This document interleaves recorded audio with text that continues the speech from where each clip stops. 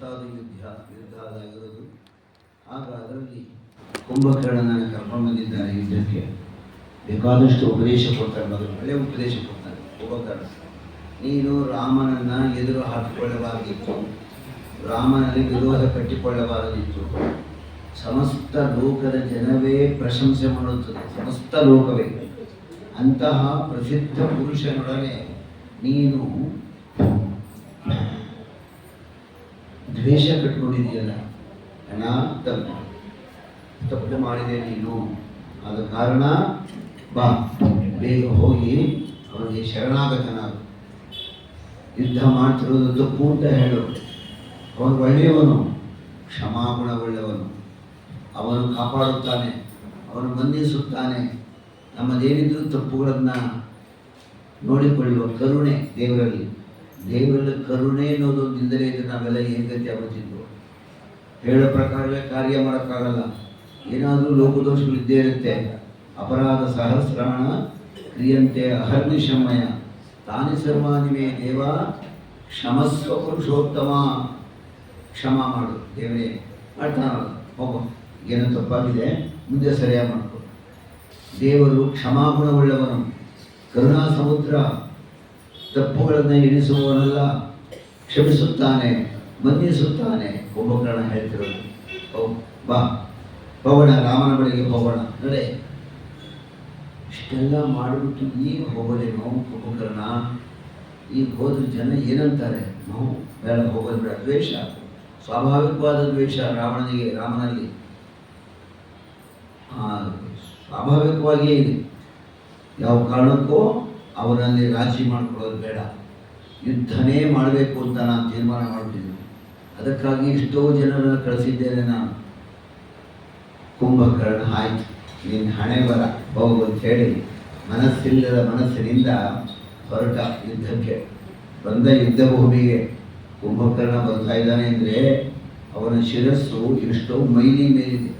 ತುಂಬ ಮೈಲಿಗಟ್ಟಲೆ ಉದ್ದ ಇರೋನು. ಲಂಕೆಯಲ್ಲಿ ಇರಬೇಕಲ್ಲ ಅಂತ ಶರೀರ ಕಡಿಮೆ ಮಾಡ್ಕೊಂಡಿದ್ದಂತೆ. ಲಂಕೆಯಲ್ಲಿ ಇರಬೇಕಲ್ಲ ಅಂತ ಶರೀರ ಕಡಿಮೆ ಅಂದರೆ ಇನ್ನು ಎಷ್ಟು ಉದ್ದ ಗಾತ್ರವಾಗಿದ್ದಾನೆ ಮನುಷ್ಯ ಇವನು. ಬಹಳ ಬೃಹತ್ತಾದ ಶರೀರ.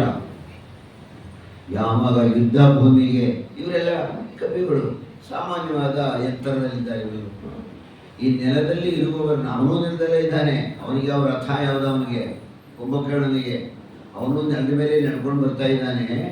ಇಲ್ಲೇನಾಗಿದೆ ಅಂದರೆ ಇವರೆಲ್ಲ ಕಪಿಗಳು ನಿಂತಿದ್ದಾರೆ ಕೆಳಗಡೆ. ಅವ್ರನ್ನ ನೋಡಬೇಕಾದ್ರೆ ಬೊಗ್ಗುಬಿಟ್ಟು ನೋಡ್ತಾ ಇದ್ದಾನೆ ಮೇಲಿಂದ. ಯಾಕೆ ಇಷ್ಟು ಛತ್ರ ಕಾಣಿಸ್ತಾ ಇದ್ದಾರೆ ಅವನಿಗೆ. ಕಪಿಗಳೆಲ್ಲರೂ ಕೂಡ ಬಂದು ನಿಂತು ಕೂಡಲೇ ಈ ನಳ ಅನ್ನೋದಿದ್ದಲ್ಲ ಕಪಿ, ಸರನೆ ಬಂಡೆಕಲ್ಲು ಹತ್ತಿಬಿಟ್ಟ, ಬೆಟ್ಟ ಹತ್ತಿದಾಗ ಅವನ ಮೇಲೆ ಹತ್ತಿಬಿಟ್ಟು ಓಡ ಮಾಡಿಬಿಟ್ಟ ಅವ್ರ ಮೇಲೆಲ್ಲ. ಅವನು ಹತ್ತಿದ್ದು ನೋಡಿ ಎಲ್ಲ ಕಪಿಗಳು ಹತ್ತಿಬಿಟ್ರಂತ ಅವ್ರ ಮೇಲೆ. ಕುಂಭಕರ್ಣನ ಮೇಲೆ ಸಾವಿರಾರು ಕಪಿಗಳು ಕುಣಿದಾಡ್ತಾ ಇದ್ದಾರೆ ಅಂದರೆ ಇನ್ನೆಷ್ಟಿರಬೇಡ ಜ್ಞಾನಿಗಳು ಅಂತ ಕೇಳಿದ್ರು. ಅವನೇ ಕುಂಭಕರ್ಣ, ವಿಜಯ ದ್ವಾರಪಾಲಕ. ಬಾಣಗಳನ್ನು ಬಿಟ್ಟ, ಕಿತ್ತುಕೊಂಡ, ಸಿಗಿದ, ತಿಂದ, ಅಯ್ಯೋ ಎಸೆದ, ಮನಸ್ಸಿಗೆ ಬಂದಂತೆ ಯುದ್ಧ ಮಾಡ್ತಾ ಇದ್ದಾನೆ. ಯಾಕೆ? ಹೇಳಿದ ಮಾತನ್ನು ಕೂಡ ಅಣ್ಣ ಕೇಳಲಿಲ್ಲ. ಬಂದಿರುವನು ರಾಮ, ನಾವು ಉಳಿಯುವುದಿಲ್ಲ, ನಮ್ಮ ಕಡೆಯವರು ಉಳಿಯೋದಿಲ್ಲ ಅಂತ ಹೇಳಿ ಬುದ್ಧಿ ಅವನಿಗೆ ಸ್ಥಿಮಿತದಲ್ಲಿಯೇ ಇಲ್ಲ. ಮನಸ್ಸು ಬಂದಂತೆ, ಹುಚ್ಚು ಬಂದಂತೆ ಯುದ್ಧ ಮಾಡ್ತಾ ಇದ್ದಾನೆ ಕುಂಭಕರ್ಣ. ಆಗ ನೋಡ್ದ ದೇವರು, ರಾಮದೇವರು ಇಷ್ಟು ಯುದ್ಧ ಮಾಡ್ತಿದ್ದಾನೆ, ನಮ್ಮ ಕಪಿಗಳೆಲ್ಲವೂ ಕೂಡ ಎಷ್ಟು ಸಾಯ್ತಾ ಇದ್ದಾರೆ, ಇನ್ನಿವನನ್ನು ಮುಗಿಸ್ಬೋಣ ಅಂತ ಹೇಳಿ ರಾಮದೇವರು ಬಾಣವನ್ನು ತೆಗೆದುಕೊಂಡು ಕುಂಭಕರ್ಣನಿಗೆ ಬಿಟ್ಟ. ನೆಟ್ಟಿತು, ಚುಚ್ಚಿತು, ಕುಂಭಕರ್ಣ ಸತ್ತು ಕೂಡಲೇ ಎತ್ತರವಾಗಿರೋನು ಬಿದ್ದೊಂದಲ್ಲ ಸಮುದ್ರಕ್ಕೆ. ಆ ಸಮುದ್ರದ ನೀರೇ ಉಕ್ಕೇರಿಬಿಡುತ್ತಂತೆ ಮೇಲಕ್ಕೆ. ಕುಂಭಕರ್ಣನ ಯುದ್ಧ, ರಾಮ ಕುಂಭಕರ್ಣ ಯುದ್ಧ ಆಯಿತು. ಯೋಚನೆ ಮಾಡ್ತಾ ಇದ್ದಾನೆ ರಾವಣ, ಏನು ಮಾಡೋಣ ಈಗ? ಅನೇಕ ಜನ ರಾಕ್ಷಸರು ಇನ್ನೂ ಇದ್ದಾರೆ, ಕರುತ್ಸಾವನ್ನ ಬಂದರು ರಾಮ. ಸುಗ್ರೀವ ಬೆಟ್ಟ ಬಂಡೆಗಳನ್ನೇ ತಂದೆ ಎಸಿತಾ ಇದ್ದಾನೆ. ಹನುಮಂತ ದೇವರು, ರಾವಣ ತಾನು ಬಂದ ಯುದ್ಧಕ್ಕೆ ಬಂದಾಗ ಹನುಮಂತ ದೇವರು ಓಡಿ ಬಂದು ಒಂದು ಮುಷ್ಟಿಯನ್ನು ತೆಗೆದುಕೊಂಡು ರಾವಣನಿಗೆ ಹೊಡೆದರು. ಆಗನ್ನಂತೆ ರಾವಣ, ಹನುಮಂತ, ಲೋಕದಲ್ಲಿ ಎಷ್ಟೋ ಜನರನ್ನು ನೋಡಿದ್ದೇನೆ, ಧೀರ ಅಂದ್ರೆ ನೀನೇ ಕಣೋ ಅನ್ನಂತೆ ರಾವಣ. ಯಾಕೆ? ನನಗೆ ಯಾರು ಹೀಗೆ ಹೊಡೆದಿರಲಿಲ್ಲ ಕಣೋ. ಮುಷ್ಟಿ ಪ್ರಹಾರ ಹೊಡೆದ ಜೋರಾಗಿ ಮುಷ್ಟಿಯಲ್ಲಿ. ರಾವಣ ಇನ್ನೂ ಒಂದು ಏಟು ಹೊಡೆದ ಇವನಿಗೆ. ಹನುಮಂತನಿಗೆ ತುಂಬ ಕೋಪ ಬಂತು. ಆಗೇನಾದ್ರು ಒಂದು ಏಟು ಹೊಡೆದೇನಿದ್ರೆ ರಾವಣ ಸತ್ತು ಹೋಗ್ತಿದ್ದ. ನಾನು ಸಾಯಿಸಬಾರ್ದು, ಕಾರ್ಯ ನಮ್ಮ ಯಜಮಾನೇ ಮಾಡಬೇಕು. ಅಲ್ಲಿ ಹನುಮಂತದೇವರ ನೀತಿ ನೋಡಿ ಆಗಿದೆ, ಹೆಜ್ಜೆ ಹೆಜ್ಜೆಗೂ ನಾನು ಸಾಯಿಸಬಾರ್ದು ಅಂತೇಳಿ ಅವನನ್ನು ಬಿಟ್ಟು ಬಿಟ್ಟ. ಆಮೇಲೆ ಇನ್ನೂ ಅನೇಕ ಯುದ್ಧಗಳಾಯಿತು. ಹೊರಟೋದ. ಯುದ್ಧವನ್ನು ವಿರಮಿಸಿ ರಾವಣ ಮಗನಾದ ಇಂದ್ರಜಿತುವನ್ನು ಕಳಿಸಿದ. ಇಂದ್ರಜಿತು ಅನೇಕ ಬಾರಿ ಬರ್ತಾನೆ ಯುದ್ಧಕ್ಕೆ. ಒಂದು ಬಾರಿ ಬಂದ, ಅದರಲ್ಲಿ ಸರ್ಪಾಸ್ತ್ರವನ್ನು ಬಿಟ್ಟ. ಮಹಾಮಾಯಾವಿ, ಅನೇಕ ಅನೇಕ ವಿದ್ಯೆಗಳನ್ನು ಕಲಿತಿದ್ದಾನೆ ಇಂದ್ರಜಿತು. ಅವೆಲ್ಲವೂ ಕೂಡ ಕೆಲವು ಘೋರವಾದದ್ದು, ಕೆಲವು ಸರಿಯಾಗಿಲ್ಲ. ಆಗ ಇಂದ್ರಜಿತು ಬಿಟ್ಟಂತಹ ಸರ್ಪಾಸ್ತ್ರ ಭಗವಂತ ಬರ್ಬೇಕಾದ್ರೆ ಎಲ್ರಿಗೂ ಆದೇಶ ಕೊಟ್ಟನಲ್ಲ, ಬನ್ನಿ ಹೋಗೋಣ ಅಂತ ಹೇಳಿದ್ನಲ್ಲ. ಗರುಡದೇವರು ಕೇಳಿದ್ರು, ನನ್ನನ್ನು ಕರ್ಕೋತಾರೆ ಇಲ್ವಲ್ಲ ನೀನು? ಗರುಡನ ಅವತಾರವೇ ಇಲ್ವಲ್ಲ ತ್ರೇತಾಯುಗದಲ್ಲಿ, ಸುಮ್ಮನಿರು, ನಾನು ನಿನ್ನ ಕರೆಸ್ಕೋತೀನಿ. ದೇವರ ಸೇವೆಗೆ ಎಲ್ಲ ದೇವತೆಗಳು ಕಾದಿರ್ತಾರೆ. ದೇವರ ಸೇವೆಗೆ ನಿನ್ನ ಸೇವೆ ಮಾಡಲಿಲ್ವಲ್ಲ ನಾನು ಅಂದರು ಗರುಡದೇವರು. ಕರೆಸ್ಕೋತೀನಿ ಎಂದರು. ಈಗ ಇಂದ್ರಜಿತು ಸರ್ಪಾಸ್ತ್ರವನ್ನು ಬಿಟ್ಟಾಗ ಗರುಡದೇವರನ್ನು ಕರೆದರು. ಅದೇನು ಮಾಡ್ತೀಯ ಮಾಡು. ಗರುಡದೇವರು ದೇವಲೋಕದಿಂದ ಅಮೃತವನ್ನು ತಂದು ಎಲ್ಲರಿಗೂ ಚುಂಬಿಸಿದ್ರು, ಎದ್ದು ಕುಳಿದ್ರು ಎಲ್ಲರೂ ಕೂಡ. ಇನ್ನೊಂದು ಹೇಳಿದ್ದ ರಾವಣ, ಕಪಿಗಳು ಯಾರು ಸಾಯ್ತಾರೆ ಅವ್ರನ್ನೆಲ್ಲ ನೆಲದ ಮೇಲೆ ಬಿಟ್ಟಿರಿ. ನಮ್ಮ ಕಡೆಯವರು ಯಾರು ಸಾಯ್ತಾರೆ ಅವ್ರನ್ನ ಸಮುದ್ರದಲ್ಲಿ ಹಾಕ್ಬಿಡಿ. ನೆಲದ ಮೇಲೆ ಬಿದ್ದಿರುವ ಕಪಿಗಳ ಹೆಣಗಳನ್ನು ನೋಡಿ ರಾಮ ದುಃಖ ಪಡಬೇಕು ಅಂದಿದ್ದ. ಈ ಚಿತ್ರ ನೋಡಿ, ದುಃಖ ಪಡಬೇಕು ಅವನು. ಎಷ್ಟು ಜನ ಸತ್ರು ನನ್ನ ಕಡೆಯಿಂದಿರಬೇಕು. ಯಾವಾಗ ಗರುಡದೇವರು ಅಮೃತವನ್ನ ಈ ಕಪಿಗಳಿಗೂ ಕೂಡ ಭೂಮಿ ಮೇಲೆ ಬಿದ್ದಿದ್ದಲ್ಲ ಚಿಪ್ಸ್ ಅವರು ಎದ್ದು ಕೂತ್ಕೊಂಡ್ರು. ಅದನ್ನ ಕ್ರೆಡಿಟ್ ರಾಮನಿಗೆ ಬಂತು. ರಾಮ ಹೇಳಿದ ಪ್ಲ್ಯಾನು ಅದು ಇವನಿಗೆ ರಿವರ್ಸ್, ರಾಮನಿಗೆ ರಿವರ್ಸ್ ಆಗುತ್ತೆ. ಆಗ ಮೊದಲನೇ ಆಯಿತು. ಎರಡನೇ ಸಲ ಬಂದ ಘೋರವಾದ ಯುದ್ಧ. ಮೂರನೇ ಸಲ ಬರ್ತಾ ಇದ್ದಾನೆ ಯುದ್ಧಕ್ಕೆ ಇಂದ್ರಜಿತು. ಬಂದಾಗ ದೊಡ್ಡದಾದ ಒಂದು ಬಾಣವನ್ನು ಬಿಟ್ಟ, ಮೋಹನಾಸ್ತ್ರ.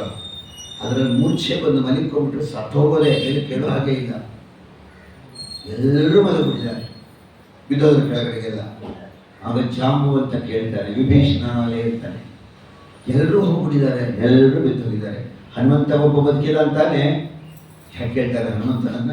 ಹನುಮಂತ ಒಬ್ಬ ಇದ್ದರೆ ನಾವೆಲ್ಲರೂ ಉಳಿದುಕೊಳ್ಳುತ್ತೇವೆ. ಪ್ರಾಣಿಗಳ ಪ್ರಾಣೋದ್ಧಾರ, ಜೀವರಲ್ಲಿ ಉತ್ತಮನು, ಮತ್ತೆ ಪ್ರಾಣೋಪಾನ ವ್ಯಾನೋದಾನ ಸಮಾನಗಳು ಉತ್ಕೃಷ್ಟ. ಕ್ಷೋಣಿ ದೈತ್ಯರನ್ನು ಸೇರಿ ಪಾಲಿಪ ಸಜ್ಜನರುಗಳ ನೇಮದಿಂದಲೇ ಪರೆಯುವ ನಮ್ಮ ಜಾಣಗೂರು ಮುಖ್ಯ ಪ್ರಾಣ. ಹನುಮ ಭೀಮ ಮಧ್ವ ಮುನಿಯ ನೆನೆದು ಬದುಕಿರೋ ಹನುಮಂತ ಬದುಕಿದ ಅಂತಾನೆ. ರಾಮದೇವರು ಲಕ್ಷ್ಮಣನೂ ಮೂರ್ಛೆ ಹೋಗಿದ್ದಾನೆ. ರಾಮದೇವರು ಲಕ್ಷ್ಮಣನನ್ನು ಮಲಗಿಸಿಕೊಂಡು ಪ್ರಲಾಪ ಮಾಡ್ತಾ ಇದ್ದಾರೆ. ಭಗವಂತನ ಗೊತ್ತಿಗೆ ಉಳಿಸೋದು. ಹನುಮಂತ ದೇವರು ಪ್ರಸಿದ್ಧಿಗೆ ಬರಬೇಕು, ಅದರ ಉದ್ದೇಶ. ಹನುಮಂತ ಹೋಗೋ, ಗಂಧಮಾದನ ಪರ್ವತಕ್ಕೆ ಹೋಗು, ಅಲ್ಲಿ ಔಷಧಗಳಿದೆ, ಆ ಔಷಧವನ್ನು ತೆಗೆದುಕೊಂಡು ಬಾ. ಹೋದರು ಹನುಮಂತ ದೇವರು. ಪ್ರಾಪಂಚ ಷಟ್ಸಹಸ್ರೈ ವ್ಯವಹಿತಮಿದಂ ಯೋಜನೈ ಪರ್ವತಂತ್ವಂ ಯಾವತ್ ಸಂಜೀವನಾದ್ಯೌ ಔಷಧ ನಿಧಿ ಅಧಿಕ ಪ್ರಾಣಲಂಕಾಮನೈಷಿ. ವಾಯುಸ್ತುತಿ ಹೇಳುತ್ತೆ, ಔಷಧ ನಿಧಿ ಸಂಜೀವನ ಪರ್ವತ. ಆ ಪರ್ವತದಲ್ಲಿ ಔಷಧಗಳು ಇವೆ. ಹುಡುಕಿದ್ರು ಹನುಮಂತ ದೇವರು. ಹೋಗುವಂತೆ ಸಾಯಂಕಾಲ ಆಗಿದೆ, ನೀರು ಕತ್ತಲಾಗ್ತಾ ಇರಬೇಕು. ಆವಾಗ ಯಾಕೆ ಪರ್ವತವನ್ನೇ ಕಿತ್ತದ್ದು ಯಾಕೆ? ಅಲ್ಲಿದ್ದವಲ್ಲ ಔಷಧಿಗಳು, ಅವೆಲ್ಲ ಅವರು ರಾಮದೇವರ ಕಾರ್ಯಕ್ಕೆ ನಮ್ಮ ಜನ್ಮ ಪವಿತ್ರವಾಯಿತು ಅಂದ್ಕೊಳ್ಳಿರುವಂಥ ಸಸ್ಯಗಳು, ಔಷಧದ ಸಸ್ಯಗಳು. ಈ ಹನುಮಂತ ಹಿಂದೂ ಮುಂದೆ ನೋಡಿದರೆ ನಮ್ಮನ್ನು ಕಿತ್ಬಿಡ್ತಾನೆ ಅಂದ್ಕೊಂಡ್ಬಂತೆ. ಕಿತ್ಬಿಡ್ತಾನೆ ಅಂತ ಯಾವಾಗ ಅಂದ್ಕೊಂಡು ಮಾತಿದ್ದಾಳೆ ಅಂತ ಕಿತ್ತರು ಸಮುದ್ರ ಪರ್ವತವನ್ನೇ ಉತ್ಪಾಟನ. ಪರ್ವತವನ್ನು ಅಂಗೈನಲ್ಲಿ ಇಟ್ಕೊಂಡು ಹಾರ್ತಾ ಬಂದಿದ್ದಾರೆ ಮಹಾತ್ಮವರು. ಸಂಜೀವಿನಿ ಪರ್ವತ. ಆ ಪರ್ವತ ತರುವಾಗಲೇ ಕೆಲವು ಕಪಿಗಳು ಇದು ಕೂತ್ಕೊಂಡ್ಬಿಟ್ಟಿರುತ್ತೆ, ಒಳ್ಳೆ ಗಾಳಿ ಬಂತು ಅಂತ ಬದುಕೊಂಡ್ಬಿಟ್ರು. 4 ಬಗೆಯ ಔಷಧಗಳು, ಸತ್ತಿರವರನ್ನು ಬದುಕಿಸುವುದು, ಆಯುಧಗಳು ಚುಚ್ಚಿಕೊಂಡಿದ್ದರೆ ತೆಗೆಯುವುದು, ಸೀರಿ ಹೋಗಿದ್ದರೆ ಶರೀರ ಮೊದಲಿನಂತೆ ಆಗುವುದು, ಪ್ರಾಣ ಬರುವುದು. 4 ಬಗೆಯ ಔಷಧ ಇತ್ತದರಲ್ಲಿ. ಸಂಜೀವಿನಿ, ಸಾರ್ವರೀಕರಣಿ, ಸಾಕಲ್ಯಕರಣಿ, ಇವೆಲ್ಲ ಔಷಧಗಳು ಅದರಲ್ಲಿದ್ದವು. ಹನುಮಂತ ದೇವರು ಎಲ್ಲರಿಗೂ ಕೊಟ್ಟರು ಔಷಧವನ್ನ. ಎಲ್ಲ ಕಪಿಗಳು ಎದ್ದು ಕುಳಿತರು, ಯಾರೂ ಸಾಯಲಿಲ್ಲ. ರಾವಣನ ಕಡೆಯವರು ಸತ್ತವರು ಸಮುದ್ರದಲ್ಲಿ ಎಸ್ತಿದ್ದ ಹೊಗೆ ಬಿಟ್ಟವರೆಲ್ಲ. ಆಗ ಇಂದ್ರಜಿತ್ಗೆ ಗೊತ್ತಾಯ್ತು ಬದುಕೊಂಡ್ಬಿಟ್ರು ಅಂತ. ವಿಭೀಷಣ ಹೇಳ್ದ, ಬನ್ನಿ ನನ್ನ ಜೊತೆ ಬೇಗ. ಅವನು ಒಂದು ದೊಡ್ಡ ಯಾಗ ಮಾಡ್ತಿದ್ದಾನೆ, ನಿಕುಂಭಿ ಯಾಗ ಅಂತ. ಆ ಯಾಗ ಏನಾದ್ರು ಸಮಾಪ್ತಿ ಆಗ್ಬಿಟ್ರೆ ಅವನನ್ನ ಸೋಲ್ಸೋರೇ ಇಲ್ಲ. ಆ ಯಾಗ ಅರ್ಧಕ್ಕೆ ನಿಂತ್ಕೋಬೇಕು ಅಂತ ಹೇಳಿ ವಿಭೀಷಣ ಅವನೆಲ್ಲಿ ಯಾಗ ಮಾಡ್ತಿದ್ದ ಅಲ್ಲಿಗೆ ಕರ್ಕೊಂಡೋಗಿ ಯುದ್ಧ ಶುರು ಮಾಡ್ತಾನೆ. ಮತ್ತೆ ನಡೀಲಿ ಯುದ್ಧಕ್ಕೆ ಅಂತ. ಇಂದ್ರಜಿತ್ತು ಬಂದ ಯುದ್ಧಕ್ಕೆ, ದೊಡ್ಡ ಯುದ್ಧ ಮಾಡ್ತಾ ಇದ್ದಾನೆ. ರಾವಣನ ಮಗ ನೋಡಿದ ಲಕ್ಷ್ಮಣ, ಎಷ್ಟೋ ತನಕ ಇವನ ಜೊತೆ ಯುದ್ಧ. ಲಕ್ಷ್ಮಣ ಬಾಣವನ್ನು ತಗೊಂಡು ಇಂದ್ರಜಿತ್ತಿಗೆ ಬಿಟ್ಟ. ಇಂದ್ರಜಿತ್ತು ಸಂಹಾರ ಆಯಿತು. ಅಲ್ಲಿಗೆ ಕುಂಭಕರ್ಣ ಆಯಿತು, ಇಂದ್ರಜಿತ್ತು ಆಯಿತು. ರಾವಣ ಅನೇಕ ಸಲ ಯುದ್ಧಕ್ಕೆ ಬಂದಿದ್ದಾನೆ. ರಾವಣನ ಮೂಲ ಬಲ, ಪರ್ಸನಲ್ ಫೋರ್ಸ್ ಎಷ್ಟಿತ್ತಾಗಾದ್ರೆ 36 ಅನ್ನೋ ಸಂಖ್ಯೆ ಬರೆದು 36 ಬರೆದು ಅದ್ರ ಪಕ್ಕದಲ್ಲಿ 70 ಬರೀಬೇಕು. ಯಾವಾಗಲೂ ಬರ್ಕೊಂಡು ಅಭ್ಯಾಸ ಮಾಡಿ. ಅದು ರಾವಣನ ಮೂಲ ಬಲ. ಅದನ್ನ ಪಕ್ಷಿಗಳಾಗಿ, ಕ್ರಿಮಿಗಳಾಗಿ, ಕೀಟಗಳಾಗಿ ಮಾಡಿ ಒಂದು ಕೋಣೆಯಲ್ಲಿ ತುಂಬಿಬಿಟ್ಟಿದ್ದಾನೆ ಅರಮನೆಯಲ್ಲಿ. ಸಮಯ ಬಂದಾಗ ಇಷ್ಟು ಜನ ನೀರು ಕರ್ಕೊಂಡು ಅವ್ರನ್ನೆಲ್ಲ ಸೈನಿಕರನ್ನು ಮಾಡಿ ರಾಕ್ಷಸ ಮಾಡಿ ಬಿಡ್ತಾ ಇದ್ದಾನೆ. ಕರ್ಕೊಂಡು ಬಂದ ರಾವಣನ ಮೂಲ ಬಲ ಕಂಡು ಕಪಿ ಸೇನೆ ನೋಡ್ತಾ ಇದೆ. ರಾವಣ ಬಾಣ ಬಿಡ್ತಾ ಇದ್ದಾನೆ, ಮಾಯಾವಿ ರಾವಣ. ಯುದ್ಧ ನಡೀತಾ ಇದೆ. ರಥದಲ್ಲಿ ಇದ್ದಾನೆ ರಾವಣ. ರಾವಣ ರಥದಲ್ಲಿ, ರಾಮ ನೆಲದಲ್ಲಿ. ಎಲ್ಲಾದ್ರೂ ಉಂಟೆ ಇದು? ಮೇಲಿಂದ ಬಾಣ ಬರ್ತಾ ಇದೆ, ಇವನು ನೆಲದಿಂದ ಬಾಣ ಬಿಡ್ತಾ ಇದ್ದಾನೆ. ಹನುಮಂತ ದೇವರು ನೋಡಿದ್ರು, ನಮ್ಮ ಯಜಮಾನ, ನಮ್ಮ ಪ್ರಭು ರಾಮ ನೆಲದಲ್ಲಿ ನಿಲ್ಲುವುದೇ. ರಾಮ ಬಾ, ನಾನು ಭುಜದಲ್ಲಿ ಕೂತ್ಕೋ, ಯುದ್ಧ ಮಾಡು. ಭುಜದಲ್ಲಿ ಕುಳಿಸಿಕೊಂಡ್ರು ರಾಮದೇವರನ್ನ ಹನುಮಂತ ದೇವರು. ರಾವಣನ ರಥ ನೆಲ ಬಿಟ್ಟು ಮೇಲಕ್ಕೆ ಹೋಯ್ತು, ಮಾಯೆ. ಆ ಮೇಲಿಂದ ಬಾಣ ಬರ್ತಾ ಇದೆ. ಇಲ್ಲಿ ಹನುಮಂತ ದೇವರು ಮೇಲಕ್ಕೆ ಹಾರಿದ್ರು. ನೆಲದ ಆಧಾರವೇ ಇಲ್ಲದೆ ಹನುಮಂತ ದೇವರು ಯುದ್ಧ ಮಾಡಿಸ್ತಾ ಇದ್ದಾರೆ. ರಾವಣನ ಬಾಣ ಬಂದ್ರೆ ಪಕ್ಕಕ್ಕೆ ಹೋಗ್ತಾರಂತೆ, ಆಧಾರವೇ ಇಲ್ಲ. ಆ ಕಡೆ ಬಾಣ ಬಂದ್ರೆ ಈ ಕಡೆ ಬರ್ತಾ ಇದ್ದಾರಂತೆ. ರಾಮದೇವರಿಗೆ ನಾಟಬಾರದು. ಇದನ್ನೇ ಹೇಳ್ತಾರೆ, ರಥವಿಲ್ಲದೆ ಇರಲು ರಥವಾದೆ ಒಡೆಯನಿಗೆ ಮಾಮಚ ಭಾಪುರೇ ಬಳಿರೆ ಹನುಮಂತ. ರಥವಿಲ್ಲದೆ ಇರಲು ರಥವಾದರಲ್ಲ ಹನುಮಂತ ದೇವರು. ಹನುಮಂತ ಅಷ್ಟು ಯುದ್ಧ ಮಾಡಿಸಿದ, ಬಾಣವನ್ನು ಬಿಡ್ತಾ ಇದ್ದಾರೆ. ಅಷ್ಟು ಹೊತ್ತರೊಳಗಾಗಿ ಈ ಕಪಿಗಳು ಏನು 10 ತಲೆ ಇದೆ ಅಂತ ಹೇಳ್ತಾ ಇದ್ರು. ಇವತ್ತು ನೋಡ್ತಾ ಇದ್ದೀವಿ 10 ತಲೆ, 10 ಕಿರೀಟ ಎಷ್ಟು ದೊಡ್ಡದಾಗಿದೆ ಅಂತ. ಕಪಿಗಳೆಲ್ಲ ಹತ್ಬಿಟ್ಟು 10 ಬಿಲ್ಡಿಂಗ್ ಮೇಲೆ ಓಡಾಡ್ತಿರೋ ಥರ ಓಡಾಡ್ತಾ ಇದ್ದಾರೆ ರಾಮನ ತಲೆ ಮೇಲೆ. ಅದರಲ್ಲೂ ಆ ನಳ ಅನ್ನೋನು ಅವನ ಮೈ ಮೇಲೆ ಮಾಡಬಾರದು ವಿಸರ್ಜನೆ ಎಲ್ಲ ಮಾಡಿ ಇಳಿದು ಬಿಟ್ಟಕ್ಕೆ ರಾಮನ ಮೇಲೆ. ಏನಾಗಿರಬೇಡ ಇನ್ನು. ರಾಮದೇವರು ಈ ಕಪಿಚೇಷ್ಟೆಲ್ಲ ನಿಲ್ಲಿಸ್ರಿ ಸಾಕು ಅಂತ ಹೇಳಿ ಬಾಣವನ್ನು ಬಿಡಕ್ಕೆ ಹೋಗ್ತಾನೆ. 10 ತಲೆ ಕತ್ತರಿಸ್ತಾನೆ. ಒಂದು ಬಾಣ ಹೋಗ್ತಾನೆ, ಚಿಗುರ್ಕೊಟ್ಟು ನಿಲ್ತಾನೆ. ಒಂದು ತಲೆ ಹೊಡಿತಾನೆ, ಒಂದು ತಲೆ ಚಿಗುರ್ತಾ ಇದೆ. ಎಂಥ ರೀತಿಯ ಕೆಟ್ಟ ವಿದ್ಯೆಗಳನ್ನು ಕಲ್ತಿದ್ದಾನೆ. ಇನ್ನೆಷ್ಟು ಮಾಯಾ ವಿದ್ಯೆಗಳನ್ನು ಕಲ್ತಿದ್ದಾನೆ. ಇನ್ನೆಷ್ಟು ಜಗತ್ತು ಹಾಳು ಮಾಡುವ ವಿದ್ಯೆಯನ್ನು ಕಲ್ತಿದ್ದಾನೆ ರಾವಣ. ಆಗ ಸಮರೇ ಚಿಂತೆಯ ಸ್ಥಿತಂ ರಾವಣಂ ಚಾಕೃತೋ ದೃಷ್ಟ ಯುದ್ಧಾಯ ಸಮುಪಾಗತಂ. ಆಗ ಆದಿತ್ಯ ಹೃದಯವನ್ನು ಅಗಸ್ತ್ಯರು ಒಂದು ಉಪದೇಶ ಮಾಡ್ತಾರೆ. ರಾಮದೇವರದನ್ನು ಪಠಿಸುತ್ತಾನೆ. ತಥೋ ಯುದ್ಧ ಪರಿಶ್ರಾಂತಂ ಸಮರೇ ಚಿಂತೆಯ ಸ್ಥಿತಂ ರಾವಣಂ ಚಾಕೃತೋ ದೃಷ್ಟ ಯುದ್ಧಾಯ ಸಮುಪಸ್ಥಿತಂ. ದೈವಜಂ ಒಂದು ರೀತಿಗೆ ಚಿಕ್ಕದೇನೆ ಸ್ತೋತ್ರ, ದೊಡ್ಡದೇನಿಲ್ಲ. ಆದಿತ್ಯ ಹೃದಯ, ಅವನ ವಂಶದ ಮೂಲ ಪುರುಷ ಸೂರ್ಯ, ಅವನನ್ನು ಕುರಿತದ್ದು. ಎಂಥ ಸಮರೇ ಚಿಂತೆಯ ಸ್ಥಿತಂ ಚಿಂತಾಶೋಕ ಪ್ರಥಮನಂ ಆಯುರ್ವರ್ಧನಮುತ್ತಮಂ ರಶ್ಮಿಮಂತಂ ಸಮುದ್ಯಂತಂ ದೇವಾಸುರ ನಮಸ್ಕೃತಂ ಪೂಜೆಯಸ್ವ ವಿವಸ್ವಂತಂ ಭಾಸ್ಕರಂ ಭುವನೇಶ್ವರಂ. ಸೂರ್ಯನನ್ನು ಕುರಿತಾದ ಸ್ತೋತ್ರ ಆದಿತ್ಯ ಹೃದಯ. ಆ ಯುದ್ಧ ಭೂಮಿಯಲ್ಲಿ ಲಂಕೆಯಲ್ಲಿ ಶ್ರೀರಾಮನು ಆದಿತ್ಯ ಹೃದಯವನ್ನು ಪಾರಾಯಣ ಮಾಡ್ತಾನೆ. ಪಾರಾಯಣ ಮಾಡಬೇಕು ಭಗವಂತ. ಸೂರ್ಯ ಬಂದು ನಿಂತ್ಕೊಳ್ಳೋದ್ರೆ ನಿಂತ್ಕೋತಾನೆ ಸಾಕು, ಅಂಥ ಸಮಯ. ಪಾರಾಯಣ ಮಾಡ್ಕೊಂಡ ಮೇಲೆ ಒಂಥರ ದಿವ್ಯವಾದ ಚೇತನ ಮತ್ತು ಮಾನವಾಕೃತಿ. ಆಗ ಬಾಣವನ್ನು ತೆಗೆದುಕೊಂಡ, ಇನ್ನು ಸತಾಯಿಸಬಾರದು, ಮುಗಿದಿದೆ ಇವನ ಕಾಲ ಅಂದುಕೊಂಡ ಭಗವಂತ ರಾಮದೇವರು. ಬಾಣವನ್ನು ತೆಗೆದುಕೊಂಡ, ನೋಡ್ತಾನೆ ಆ ಬಾಣದಲ್ಲಿ ಇರೋರು ಯಾರೋ? ವಾಯುದೇವರೇ. ಮಧ್ವಾಚಾರ್ಯರೇ ಅದನ್ನು ಬರೆದಿದ್ದಾರೆ ಎಂದರೆ ಅವರೇ ಇದ್ದಾರೆ ಬಾಣದಲ್ಲಿ, ಗೊತ್ತವರಿಗೆ. ಆ ಬಾಣದಲ್ಲಿ ಇದ್ದವರು ವಾಯುದೇವರು, ರಾಮದೇವರು ಆ ಬಾಣವನ್ನು ಬಿಟ್ಟರು ಹನುಮ ರಾವಣನಿಗೆ. ರಾವಣ ಚುಚ್ಚಿತು, ಕೆಳಕ್ಕೆ ಬಿದ್ದ, ರಾವಣನ ಸತ್ತ. ಇಲ್ಲಿಂದ ದೇವ ದುಗ್ದುಬೆ ಮೊಳಗಿದವು, ಹೂವಿನ ರಾಶಿಯನ್ನು ಪುಷ್ಪವೃಷ್ಟಿಯನ್ನು ಮಾಡಿದರು ರಾಮದೇವರಿಗೆ. ಆ ಸಮಯದಲ್ಲಿ ಸರಿಯಾಗಿ ದಶರಥನೂ ಕೂಡ ಬಂದ ನಿಂತ್ಕೊಂಡು ನೋಡ್ತಾ ಇದ್ದಾನೆ ಮಗನ ಯುದ್ಧವನ್ನು. ಪಾಪ ಪಟ್ಟಾಭಿಷೇಕ ಅಂತೇಳಿ ಹೋದ.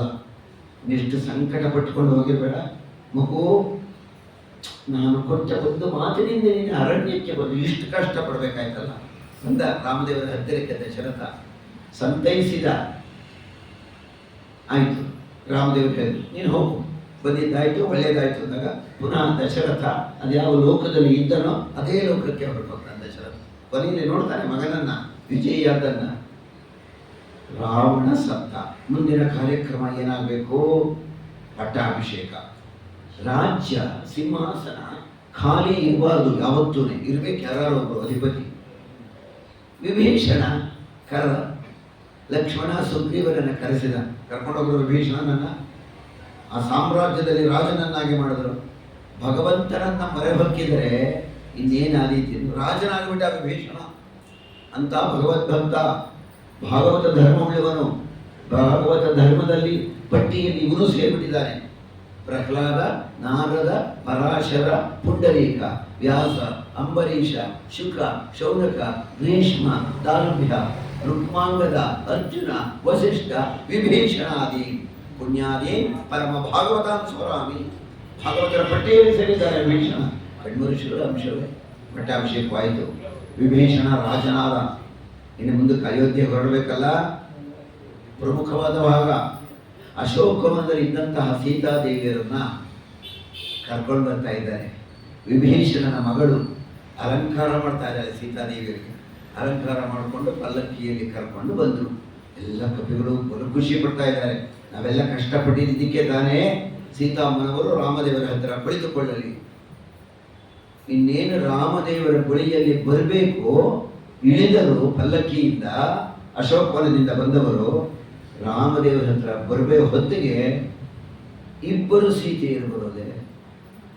ಅದಕ್ಕಿಂತ ಮೊದಲೇನಾಗಿದೆ, ಲಕ್ಷ್ಮಣ ನಿಮ್ಮ ಅತ್ತಿಗೆ ಸ್ವಲ್ಪ ದಿನವಾದರೂ ನನ್ನ ಬಳಿ ಇರಲಿಲ್ಲ, ಶುದ್ಧಿ ಆಗಲೇಬೇಕು, ಅವಳು ಬೆಂಕಿಯನ್ನು ಹೊತ್ತಿಸು, ಅದರೊಳಗೆ ನಡ್ಕೊಂಡು ಬರಲಿ. ಏನು ಕಥೆ, ಎಲ್ಲ ಕವಿಗಳು ದುಃಖ ಪಡ್ತಾ ಇದ್ದಾರೆ. ಸೀತಾದೇವಿಯರು ಪರಿಶುದ್ಧರಲ್ಲವೇ? ರಾಮದೇವರು ಇದನ್ನು ಮಾಡ್ತಾ ಇದ್ದಾನಲ್ಲ ಸ್ವಾಮಿ. ಲಕ್ಷ್ಮಣ ಹೊತ್ತಿಸಿದ ಅಗ್ನಿಯನ್ನು. ಏನನ್ನು ಹೊತ್ತಿಸಿದ ಅಗ್ನಿ? ನಾವು ಐಶ್ವರ್ಯಕ್ಕೆ ಇಟ್ಕೋತೀವಲ್ಲ, ಸಂಕಲ್ಪ ಮಾಡೋದು ಆರೋಗ್ಯದ ಆಗಿಲ್ಲ. 4-5 ಕೆಂಡಗಳಲ್ಲ, ದೊಡ್ಡದಾದ ಜಾಗ ಅಗ್ನಿಕುಂಡ. ಅಗ್ನಿಕುಂಡವನ್ನು ಹೊತ್ತಿಸಿದಾಗ ಅಶೋಕವನದಿಂದ ಬಂದಂತಹ ಸೀತಾದೇವಿಯರು ಒಂದೊಂದೇ ಹೆಜ್ಜೆ ಇಟ್ಟು ಅದರೊಳಗೆ ನಡ್ಕೊಂಡ್ಬಂದರು. ಏನು ಬೇಗ ಬೇಗ ಬರಲಿಲ್ಲ, ಕಾಲು ಸುಡುತ್ತೆ ಅಂತ ಇಲ್ಲ. ಅಗ್ನಿಯೊಳಗೆ ಪ್ರವೇಶ ಮಾಡಿದ್ದು ಒಬ್ಬಳು ಸೀತೆ, ಅಗ್ನಿಯಿಂದ ಬಂದದ್ದು ಇಬ್ಬರು ಸೀತೆ. ಇಬ್ಬರು ಸೀತೆಯರು ನಿಂತುಕೊಂಡಾಗ ನಿಜವಾದ ಸೀತಾದೇವಿಯರು ಬಂದು ರಾಮದೇವರು ಪಕ್ಕ ಕೂತ್ಕೊಂಡ್ರು. ಇನ್ನೊಬ್ಬಳು ಸೀತೆ ಹಾಗೆ ನಿಂತಿದ್ದಾಳೆ.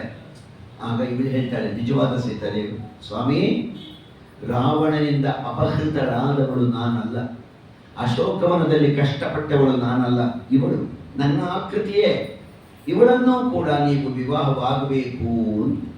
ನಿಜವಾದ ಸೀತಾದೇವಿ. ನಿಜವಾದ ಸೀತಾದೇವಿ ಎಲ್ಲಿಂದ ಬಂದರು?